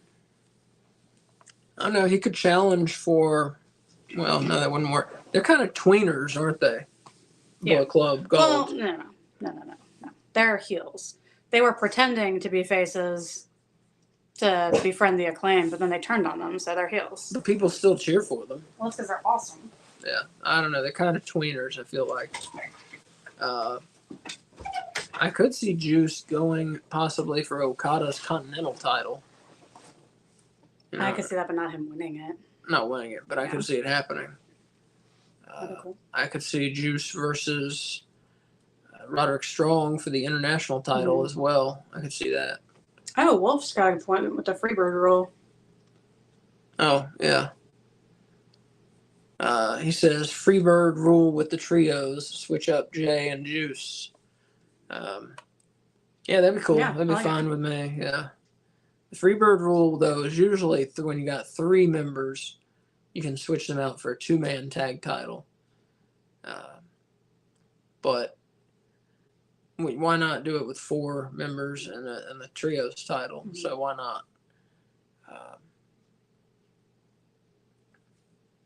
And Wolf also says here, if Yuta comes back, he can get the Ring of Honor Pure title, maybe. Yeah. I don't know if his style fits the pure title. You talking about Juice? Yeah. Yeah, I don't think so. It's not like technical enough. Yeah, he's a brawler. Yeah. He's a brawler. Doesn't work, I don't think, for the pure title. Yeah, we'll see. I'm not sure when Juice is due back. Well, he went out so suddenly. Like, it wasn't like a pending surgery. It was like emergency surgery. Yeah. So I would imagine it's going to be longer than a normal injury that you plan the surgery ahead of time for. Yeah, he's already been out a bit, but. Yeah. Okay, I'm sorry. Go back to your top 5. Sorry. So back to the top 5. Sorry, guys. Yeah. Number 3, Bullet Club Gold. Number 2, ranked trios ranked higher than Bullet Club Gold, actually. The House of Black. They're up 2 spots from number 4 last week. Been dominating people. They beat the team of champions at Dynasty. The team of Briscoe, Kingston, and Copeland. And You mean Rated Chicken Hawk? Rated Chicken Hawk? Is that the name of that team? That's what they're calling them. It's terrible. No. But yeah, they've been dominating and looking great doing it. So House of Black ranked number 2. And number 1, the New World Tag Team Champions, put up a great fight in the ladder match, the Young Bucks. So number 1, Young Bucks. Number 2, the House of Black. Number 3, Bullet Club Gold. Number 4, FTR. Number 5, Castagnoli and Danielson. So what do you want to do, men or women? Human. Men. Number 5, former world champion, down 4 spots from number 1. He's number 5 this week, Samoa Joe. As Wolf points out, he says Malachi versus Copeland is going to be so good. Yeah. I can't wait till we get it. I figure at Double or Nothing we're going to see it. But we'll see. It feels like they're actually going to give Malachi Black a singles match, maybe a singles push. We'll see here. He's been doing so much tag team work and trios work. We'll see. No one really seems to be sure the reason why. Other than, hey, maybe that's what he wants to be doing. I don't know. No one knows really for sure. Some people say it's because he doesn't want to do jobs, but I don't know. Who knows? He says it's not that. He says it's not that. Well, of course, you would say it's not that if that's your, Nobody's going to be like, oh, yeah, I'm an asshole who won't lose. Nobody's going to admit to that. Yeah. Anyway, back to the top 5. Number 5, Samoa Joe. Number 4, the AEW International Champion. Same spot as last week. Number 4, Roderick Strong. After his title defense against Kyle O'Reilly at the pay-per-view. Number 3, maybe the best wrestler in the world. For my money, he's the best wrestler in the world. Mine too. Put up a great match with Bryan Danielson. Will Ospreay hops into the top 5. Number 2, Kazuchika Okada, the Continental Champion, member of the Elite. He is up 3 spots from number 5 last week. And, of course, came up with a big win over Pac at Dynasty. And number 1, up 1 spot from number 2 last week, Swerve Strickland, the new AEW World Champion. It's still, we're kind of getting used to it, It's awesome. It's awesome, yeah. So number 5, Samoa Joe. Number 4, Roderick Strong. Number 3, Will Ospreay. Number 2, Okada. Number 1, Swerve Strickland. And for the women, number 5, Deonna Purrazzo, back in the top 5. Looks like she's going after Tony Hart again. Tony Storm again, excuse me. I was reading number 4, Julia Hart. She stays at number 4, even though she lost her belt. She stays at number 4 here. Had a decent showing against Willow in that match at that pay-per-view. Number 3, down 1 spot from number 2 last week. Thunder Rosa, same deal. Even though she lost, put up a very good match with Toni Storm. And you got to assume she's still in world title contention. I don't think she'll get the next shot at it, but maybe she'll come back around. We'll see. Number 2, Willow Nightingale, the new TBS champion, hopping in the top 5. She won the belt from Julia Hart, of course, at the pay-per-view. And number 1, she's been there for months. Toni Storm, the AEW Women's World Champion, keeps rolling along, and she successfully defended the belt against Thunder Rosa. So that's number 1, Toni Storm. Number 2, Willow Nightingale. Number 3, Thunder Rosa. Number 4, Julia Hart. Number 5, Deonna Purrazzo. And now it's time for everyone's favorite segment, Kay Fabulous and her wrestling fashion do's and don'ts. Do. If you are a CEO, do wear a black sparkly jacket that makes your vibrant hair colors really pop, like Mercedes Moné on Dynamite. Don't. If you are trying to sell yourself as a virtuosa, don't wear a bright blue feather collar and matching fluffy skirt that makes you look like a Vegas showgirl, like Deonna Purrazzo. Do. If you are the new AEW Tag Team Champs, do have EVP written in gold over and over, forming a thick stripe down the leg of your pants like the Young Bucks. Yeah, I didn't notice that until you pointed it out. Yeah, it's like super tiny, just EVP over and over and over again. It's pretty cool. Nope. Don't. If you are a member of the world-renowned Bullet Club Gold, don't continue to cover yourself in body glitter like you did when you were an ass boy, like Austin Gunn. No wrestler should wear body glitter, especially him. Sorry, the body glitter just threw me off for a minute. Don't. Unless you want to look like the man in the yellow hat from Curious George, don't wear banana yellow wrestling boots like Eddie Kingston. Pardon me. Do. If you are the new TBS champ, do wear pink and purple gear that looks like a Barbie outfit from the 80s, like Willow Nightingale. Loved it. Yeah, that's pretty cool. All right. Yes, allergies make me cough and sneeze. Allergies are pretty shitty this time of year, yeah. I love nature, but once a year it tries to kill me. Don't. Even if you are about to be the new FTW champ, don't come to the ring wearing what can only be described as a poor man's Randy Savage jacket, like Chris Jericho. Do. If you are La Mera Mera, do show off your own gear designer skills by wearing a feathered headdress, luchadora mask, high neck collar, and gold cloth draping from your arms like Thunder Rosa. Do.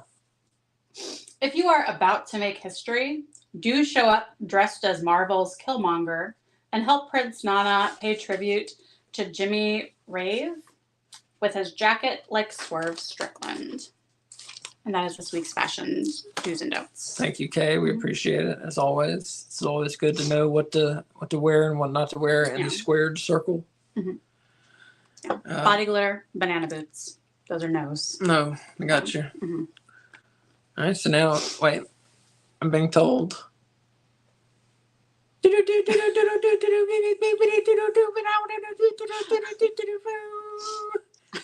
I believed you for a second that something was happening somehow. We have an AEW news update. It's time for the news. Collision ratings down. Saturday night's episode of Collision averaged 461,000 viewers on TNT, down just 1.5% from the previous week. Collision drew a 0.13 rating in the 18 through 49 demo. That's the same rating they did in that category last week. So some notes from the Dynasty media scrum that they held, the press conference after the show. Swerve Strickland, he said that he was offered opportunities for the international title, but turned them down, saying he wanted to shoot at the top. So it's kind of odd to hear someone come out and just say that in a press conference, saying that he was offered titles and refused them, you know. Offered the opportunity for a title. Or did he say offered the title? I think you can infer he was offered the title, but this says offered opportunities for the international title. Yeah. Well, good for him. He named Kofi Kingston winning the WWE Championship at WrestleMania 35 as one of the most inspiring things in history. He said that was something that motivated him and something he wants to do for the next generation, quote, multiple times. I'm glad you included that. I thought that was awesome. And of course, you know, we had, there have been other black champions, you know, of course, Bobby Lashley, Big E recently here, The Rock. But Kofi Mania was like a different level. Yeah. Like, that wasn't just about him being a black man that was winning the title. You know, that was about so much of his like journey through WWE and his struggle to get to the top. Yeah, true. I just want to point it out though. Ron Simmons and WCW.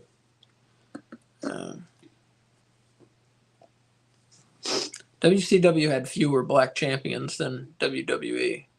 The only one I can think of right now is Ron Simmons. Is that the only one? Yeah. Might have been the only one. After Swerve finished taking questions, he introduced his shoes that will be coming out soon, and he gifted them to Tony Khan before leaving. So that's pretty cool. I'm sure the shoes will be like $200 and shit. Made in China. Hopefully not. We'll see. We'll see what they are. Gave them to one of the people that could actually afford to buy them. Say what? He gave them to one of the few people that could actually afford to buy them. Yeah, hey, yeah. billionaire, here's a free pair of shoes. Yeah. No, that was sweet of him. I will look at them when they come out. I will examine them and maybe buy them. Willow Nightingale, when asked about Mercedes Moné, Willow said she would need to refocus, but she just wants to celebrate the win for now and think about that and other title defenses before Double or Nothing. So it'll be interesting to see who gets a shot from Willow, you know? Mm-hmm. Willow said that when she wrestled Moné last year, won the Owen Hart Cup tournament, and headlined a Ring of Honor show against Athena all at the same time, that is when she thought she could be on this level. And yeah, definitely. That was when she really emerged as a skilled wrestler and someone who could, you know, make money and do well in the industry. And we're seeing it now. She's the TBS champion. They could have made a run at the world title, and that, you know, who knows? I mean, after she loses this title, that'll be the logical next step. I don't see her staying at the B level for forever or for too long now, even. Toni Storm did the press conference in character. She gave a statement where at one point she referred to Nicole Garcia, and she said Nicole Garcia, and this is the former Nikki Bella in WWE. Oh. She said that she couldn't hold, quote, a pussy-scented candle to her. I saw that. So, I didn't realize who she was talking about, though. Does Nikki Bella sell pussy-scented candles? Gwyneth Paltrow does. I know. That's not what I'm asking. No, but I think the Bellas might be coming to AEW. Yeah, but that's not what I'm asking. Does she sell pussy-scented candles is what I'm asking. That's not a Google search I want to do. Okay, well, somebody can Google it. I have not heard of that. I don't know why she would bring it up if they don't do it. I think it was just a joke. I know it's a joke, but I don't know if she would bring it up if they don't do it. Why even bring it up if they don't sell pussy-scented candles? Because now Nikki Bella or whoever can show up and be like, what'd you say about me at the press conference? You're missing the point. Toni Storm stormed off after someone asked a question regarding if she would wrestle Mariah May, who is currently in the rankings. She's in the AEW rankings, not in our rankings at the moment, to be clear.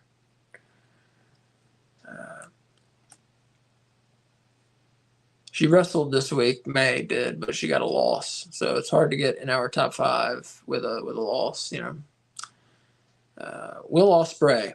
Before he answered any questions, he started by apologizing by saying he didn't see the doctor's call before he laid out Danielson with the hidden blade for the win. He said he felt awful about what had happened. Moving forward, he will retire using the Storm Driver 91. Tiger. He said, "Oh, this story says Storm Driver, Yeah, but you I typed think the it's word Tiger storm. Driver." I read the same story. It said Tiger in the story. Oh, you just typed storm. Tiger Driver. Okay, that's weird. Tony Khan mentioned that he thought Danielson would be okay, and that it was still a great match, and so that's all at work. He's fine. Kind of odd to me that they would put that on the end of such a great match, but I'm sure it's leading to something in the angle. So, do you think he's really going to stop using that move? Yes. Yeah. And then I think whenever he eventually turns heel, that will be our first hint that he is a heel. Bring it back. Is when he brings it back. Yeah. Smart. When asked about his recent jab against Triple H, he said that he's done mentioning anyone from WWE because he'd just be lowering himself to that standard. He said it was the first time he'd experienced true tribalism over his remark. He doesn't regret what he said, but he doesn't want to go down that road moving forward. That's smart. Mm-hmm. That's smart. After someone asked if he'd be going after the world title, he sidestepped the question by saying that he remembers seeing Swerve back when he was in CZW, and he put Swerve over heavily. So it didn't answer the question. But I think he'll be going after the world title sooner rather than later. And as I mentioned earlier, a lot of folks think he's going to be in the main event of All In, trying to get the belt from Swerve. But we'll see.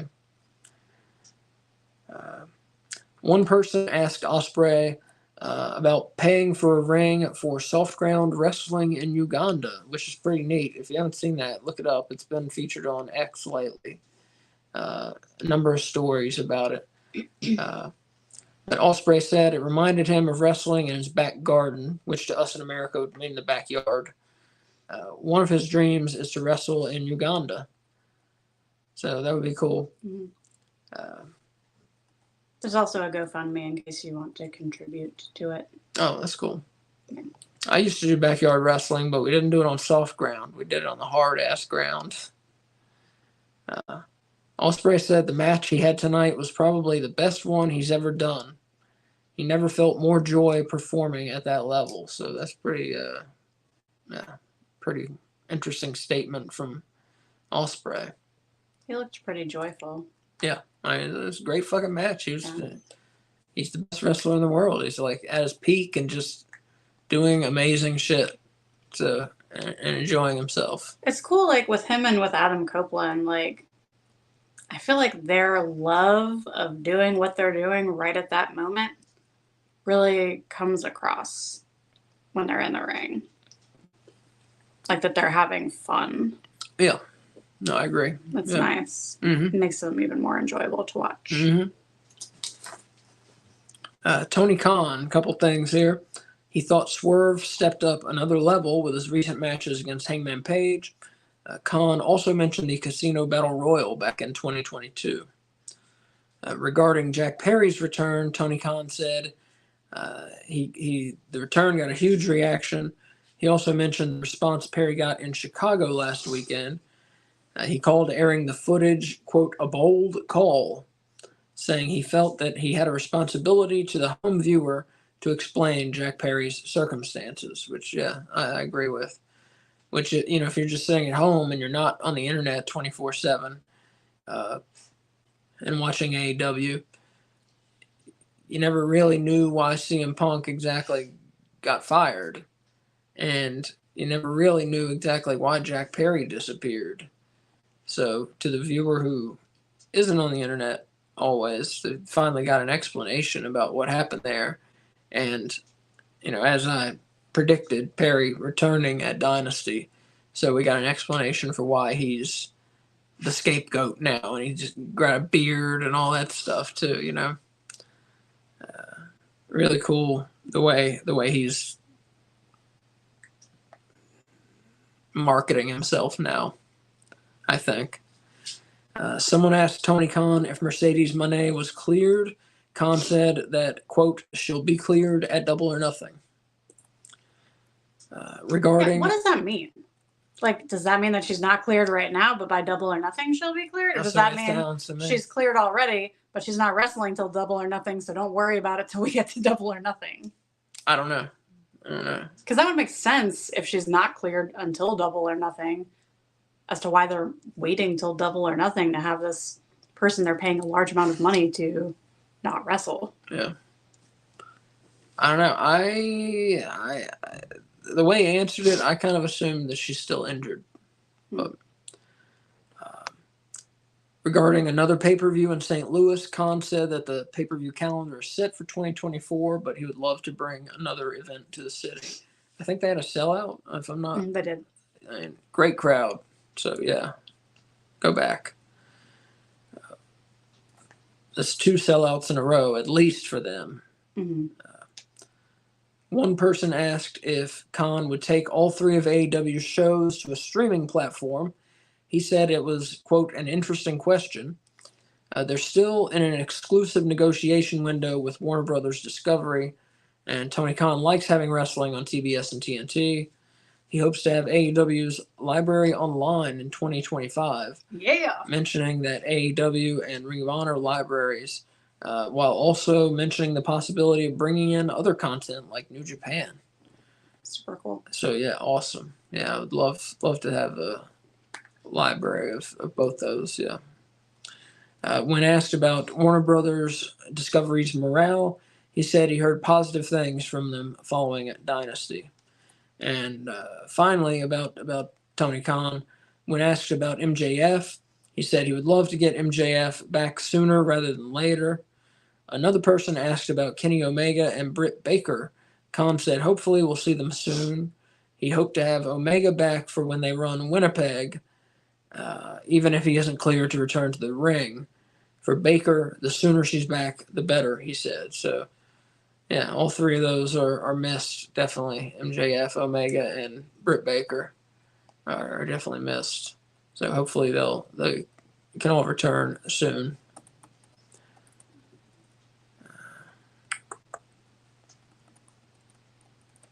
The Blade revealed on Saturday that he's been out of action with a lower back injury. He hasn't wrestled since a show for Ethan Page's Alpha One promotion in February, and Blade hasn't appeared on AEW or Ring of Honor since a Ring of Honor taping on January 10th. He posted to Instagram yesterday to reveal, this week, to reveal that he's been dealing with 2 bulging discs and 2 ruptured discs in his lower back, and that's not good.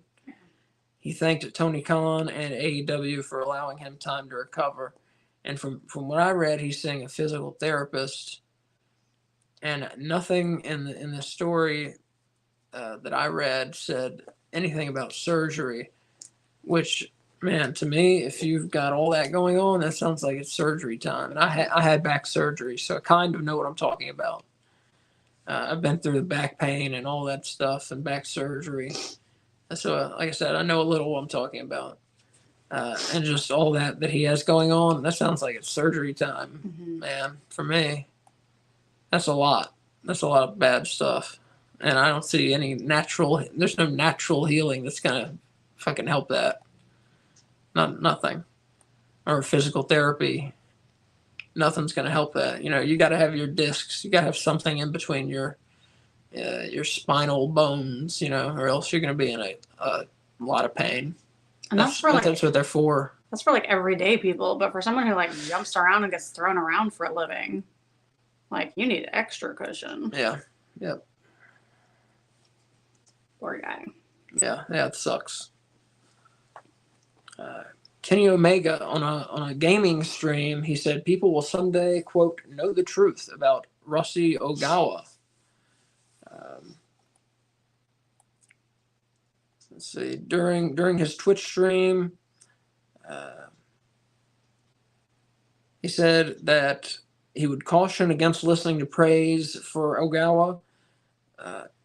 based on what those in the wrestling industry and government-issued press in Japan know about him.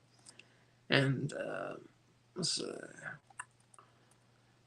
He's the guy that's starting Marigold? Is that who that is? Yeah. Okay. Omega was then asked about Ogawa being an e-drone, and that's a derogatory reference to being a WWE fan on social media. Since Marigold has a partnership in place with WWE, Omega said he didn't care about that, and it's not even the tip of the iceberg. He said there are, quote, a lot of people that refuse to work for Ogawa for the very same reason, who are currently both in WWE and AEW. And he said, if you want to know along what lines they tread amongst, the dude just flat out said, for Marigold, hey, we're looking for girls ages 13 to 21 that don't have a boyfriend and aren't married. Omega said, we already know he puts underage girls in very revealing swimsuit calendars and books. I wish that's all he did. Let's put it that way. Omega then said he's not going on record to say anything as he didn't want lawyers barking at his door. He said a lot for someone who doesn't want lawyers barking at his door. Yeah. He said, I don't have any sort of video evidence. I just have the good word of people that are very close. I'm outside of it. If those people feel like commenting or saying something, whatever. For now, I'll say that people going to Marigold, good luck. I hope you have a great time. I hope it works out for you. For me, I would be very hesitant. That's it. That's all. Before he said, redact my comments, and that, quote, I didn't say anything. Before, again, questioning Marigold's desired age range, and then agreeing with a commenter that he should delete the Twitch video. He finished by saying he supports current WWE star Asuka, and that, quote, she's got her reasons, probably the same one as mine. What does Asuka have to do with him? Oh, is he the guy that was from Stardom that got removed? That's now okay. Yeah, without mentioning Ogawa by name, Asuka said in August that Stardom, quote, was created to destroy me personally. So she doesn't have a good relationship with the guy. Dynamite ratings down last week. AEW Dynamite averaged 762,000 viewers on TBS, down 7% from the previous week when the footage was aired. Dynamite drew a 0.26 rating in the 18 through 49 demo. That's down 13.3% from last week. So not good there. Not terrible, but not good. AEW, though, remains in the top 3 cable programs consistently when it's on. Mm-hmm. So it's not like they're doing terrible numbers. But just when you're, building a wrestling company, you don't want the numbers to be going down. That's why I say they're bad. So they're not bad relative to what people watch on cable. Mm-hmm. But if you're trying to build your company up and keep spending more and more like Tony Khan is, it's bad to have the ratings decrease. Well, with the NBA and NHL playoffs happening for the next month, that's not going to get any better. Tony Khan media call notes. Khan said if CM Punk paid for his own triceps surgery, as he claimed, he said he was surprised to hear it, and he offered to reimburse CM Punk if it's true. Khan said they typically cover those expenses for injuries suffered in AEW, and he would be surprised to hear if they didn't do that for Punk. It didn't sound accurate to him, and he offered to reimburse Punk if it's true. Which, given CM Punk, who fucking knows? When did he say that? Was that in that MMA interview? I'm not sure. I hadn't heard that. I'm not sure. A recent interview. Tony Khan was asked about a story regarding Nyla Rose and a warning issued by the Oklahoma Athletic Commission. So the Oklahoma Athletic Commission, if you haven't heard this story, they sent a thing to Tony, or they sent out a message, not to Tony Khan, but they sent out a message saying that men can't wrestle women. But, Nyla Rose is a transgender woman. So Tony Khan said he was disappointed by their stance. He said transgender people have rights, and both he and the company stand behind Rose. Of course, Nyla Rose, former women's champion in AEW.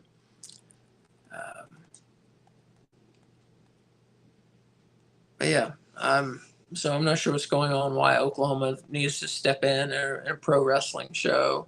It's probably, I'm sure it's just some politician grandstanding to get fucking dum-dums to vote for him. I bet that's what's behind it. That's just a guess. That seems to be where a lot of this dumb shit comes from, as politicians looking to make a stir and rounding up the closed-minded and the dumb. So yeah, so that's weird that Oklahoma even felt the need to comment on a pro wrestling show or what goes on it. And they did it under the Athletic Commission, which, given the fact that wrestling is entertainment, not really sport, it's kind of odd that they think they have any business doing it, to me, Do you think they're so dumb that they think wrestling is real? That's what it seems like. That's what it makes it seem like. It's kind of funny. I mean, it's fucked up, but it's funny that they think that. And sad. But it shows how dumb they are. So, interesting.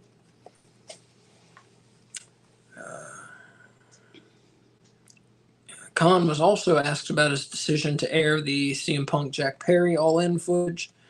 He said that TBS called him after seeing the numbers and thought he did a good job. Of course, the ratings went up that week. He said for TBS, ratings are the number one source of fan feedback, and that airing the footage added, quote, a lot of intrigue into the FTR Young Bucks tag team title match. And, of course, it did, but as I said, it was very predictable what was going to happen, as I predicted it. Well, and it added all these extra viewers, but that footage was in, like, a shit Dynamite episode. Like, they didn't capitalize that was not a good episode of Dynamite. On those new eyes. Like, they just really dropped the ball on that. Yeah. Yep. No, the ratings could have stayed the same or gone up again. I feel like if they had put on a better Dynamite that night, because it's just not a good show. Yeah. And that's weird, as Kay just said, that they would do it on a night when they knew they had extra viewers coming to them. You would think they would put their best foot forward, but they totally did not. It was the worst Dynamite of 2024 so far. Definitely. Didn't have a lot of A talent there. It was like 3 squash matches. Yeah, and there were like 3 squash matches too. Yeah, just not good. Not good that night. Poor planning. Yeah. Khan acknowledged and leaned into the $2 billion valuation by Forbes that came out. If you haven't heard that, Forbes, as I said, valued AEW at $2 billion. He said AEW is the most valuable sports startup since the AFL, which eventually merged with the NFL. He said the upcoming media rights deal is the most important thing for the company, and that pay-per-view growth is also important. Yeah, I feel like they're going to get a big deal from someone. I feel like. We'll see. Bless you. Thank you. We'll see. Whether they re-sign with Warner Brothers Discovery, which is still a definite possibility, or they go elsewhere, I feel like they're going to get some money. Because like I said, despite everybody talking about the sky is falling with the ratings, like I said, they are consistently in the top 3 cable shows. So people are looking at this kind of the wrong way. Like, they keep doing good numbers, but the numbers are decreasing. It's not on a good trajectory is the problem. But they go up and down so much that they stay, like I said, in the top 3 shows. I mean, I just feel like they have the disadvantage that people are constantly comparing them to WWE because they're a large pro wrestling company. But, like, the amount of years that they've been in business comparatively are ridiculously different. And I just feel like I don't think AEW wants to be WWE. I think that people just expect it to want that, you know? Right. Like, do you get that feeling from Tony Khan that he wants the company to be what WWE is? No, I think he's happy with what it is. I think so too. And it's like the whole point of the company was to be an alternative, and that's what it is. Mm-hmm. And like, if that's not what you want, that's fine. Go to the other thing, you know? Like, I don't know. Yeah.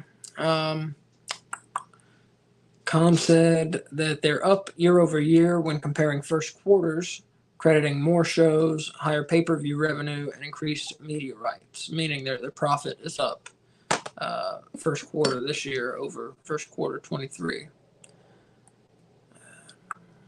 He said the reason for the release of the full pay-per-view schedule for the year was an initiative from new hire Kosha Irby. I appreciated it. Mm-hmm. He expects the availability of his full library to be part of the next media rights deal he signs. And he said the hire of Carlos Cabrera was Mike Mansory's idea. After having worked with him in WWE, Khan said he listened to fan feedback to upgrade their Spanish language presentation. So yeah, they got Carlos Cabrera. Is that why? Good for him. During the pay-per-view, they showed their Spanish announce team, like WWE used to do. Yeah. But they don't normally do that. No. And Not normally, I don't think. Yeah. So I was very, like, they did it once when Thunder Rosa was on there, but that was the only time I think they've ever done it. And so I noticed it, you know? I mean, it stood out to me as a change. Will Ospreay calls Claudio Castagnoli, quote, the strongest wrestler he's ever faced. He said, for the longest time, I've wondered what it would be like to challenge Claudio. He is without any doubt the strongest guy I've faced in wrestling, and it was an absolute pleasure testing myself against him before my bout with Bryan. Thank you for the challenge, and thank you, Indianapolis, for housing me. As I said, very good match between the two on Dynamite last week. Ruby Soho and Angelo Parker announced Soho's pregnancy at an AEW Rampage taping, so good for them.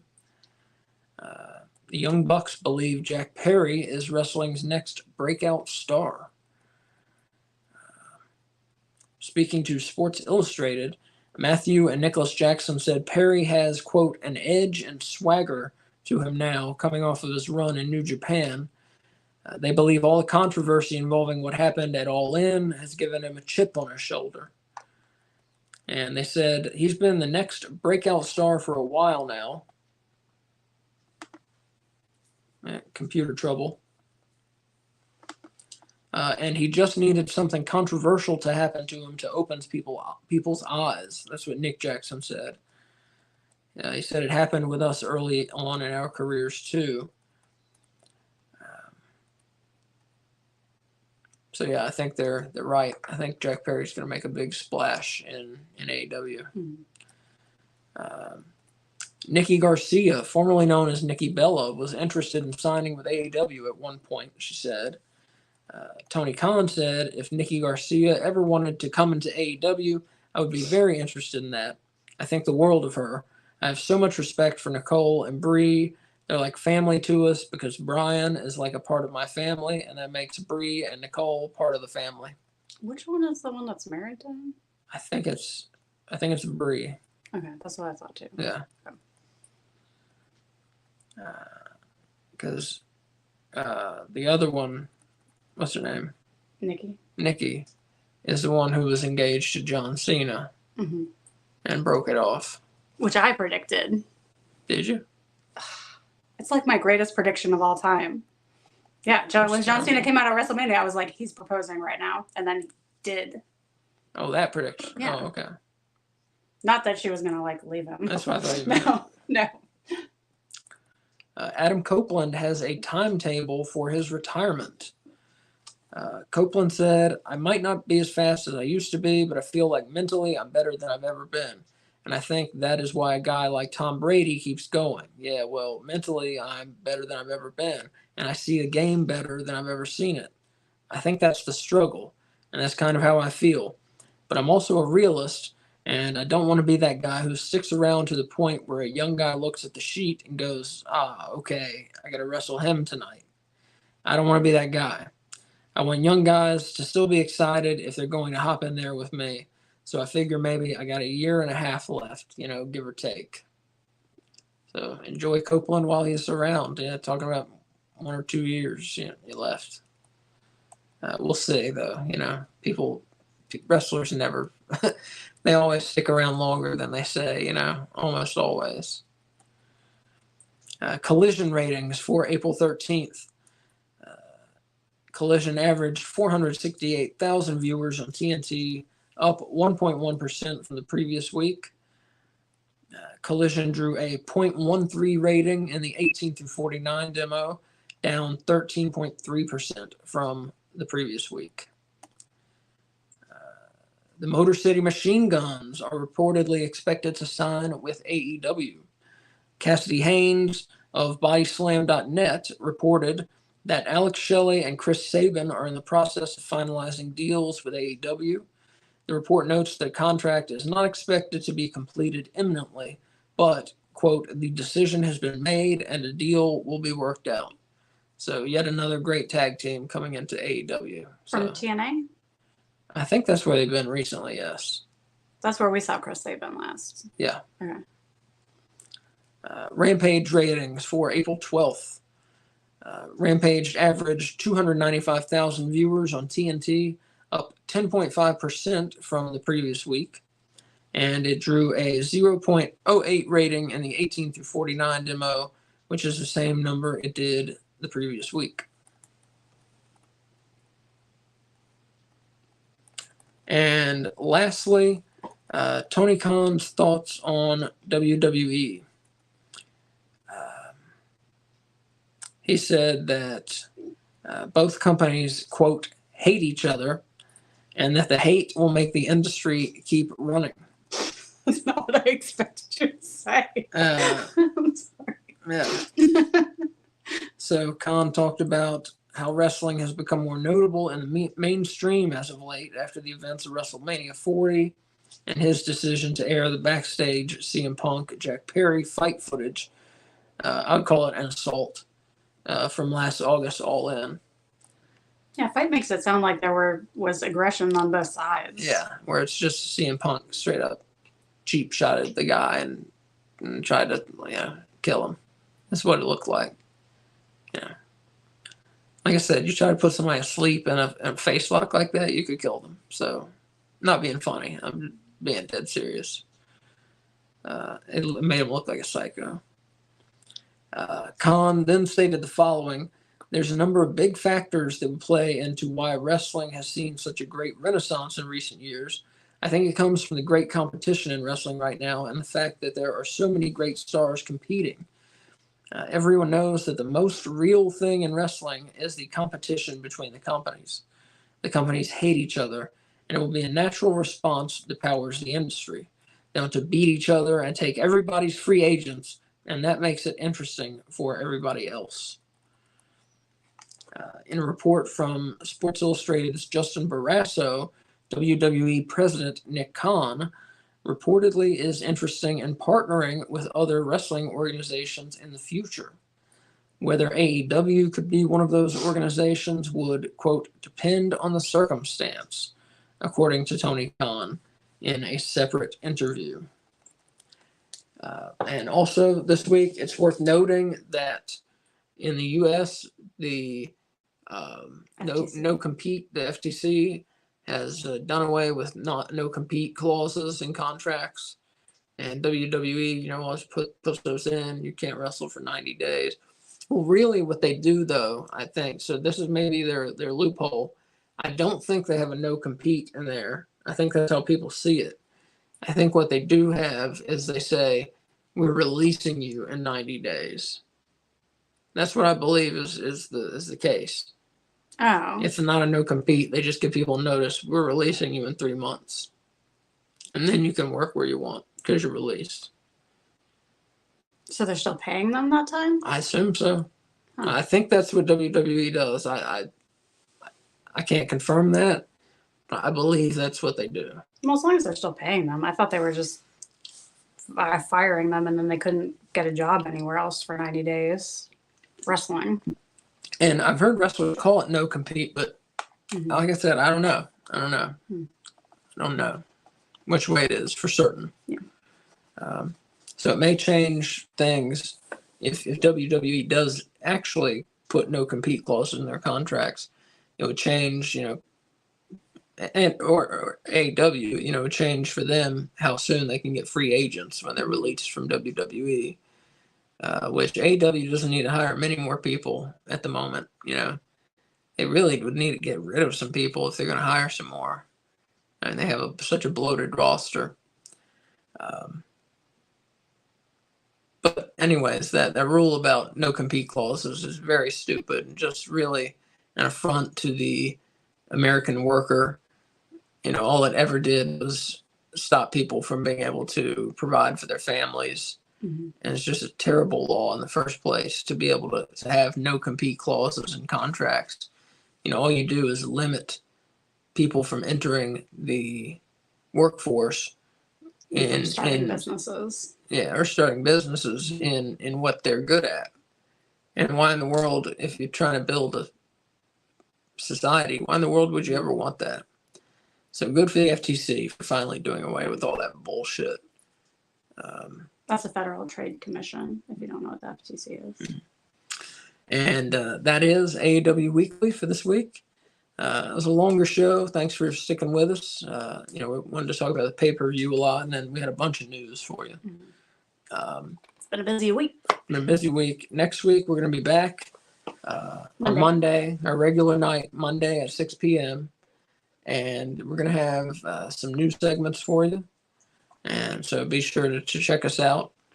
Like I said, we like to try and keep the show fresh and do a little differently here and there, and not just keep the same format every week. That's boring. Obviously, some things will stay. Kay's wrestling fashion do's or don'ts will stay, and the top 5 will always be there. And the news, because it's important. And the news, but then the other things are going to get shifted and switched around. So we'll see you next week when we have some new segments for you. So be sure to check us out then. Watch us on YouTube, on X, on Twitch. You can see us all those places. You can see old shows. We had some watch-alongs of classic wrestling. If you want to see that, those are on YouTube. Check out all that stuff. And you can go to nobonesabout.com, and that'll link you to all of our stuff. The video podcast, the audio podcasts, everything is on nobonesabout.com.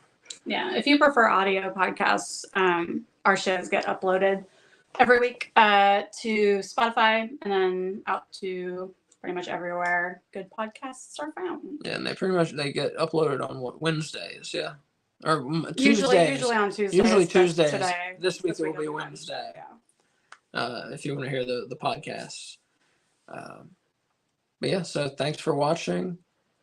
We may do some watch-alongs this week. We have Dynamite tomorrow night. We have Collision on Saturday. I'm not sure if we're going to do them yet, but we may do some watch-alongs. So Watch X will make an announcement if we're doing a watch-along. And if we do, please join us and comment, and let's talk about the show while it's going on. So if we don't do it this week, we'll do some soon. But anyways, I will see you. We will see you. And as Mick Foley would say, have a nice day.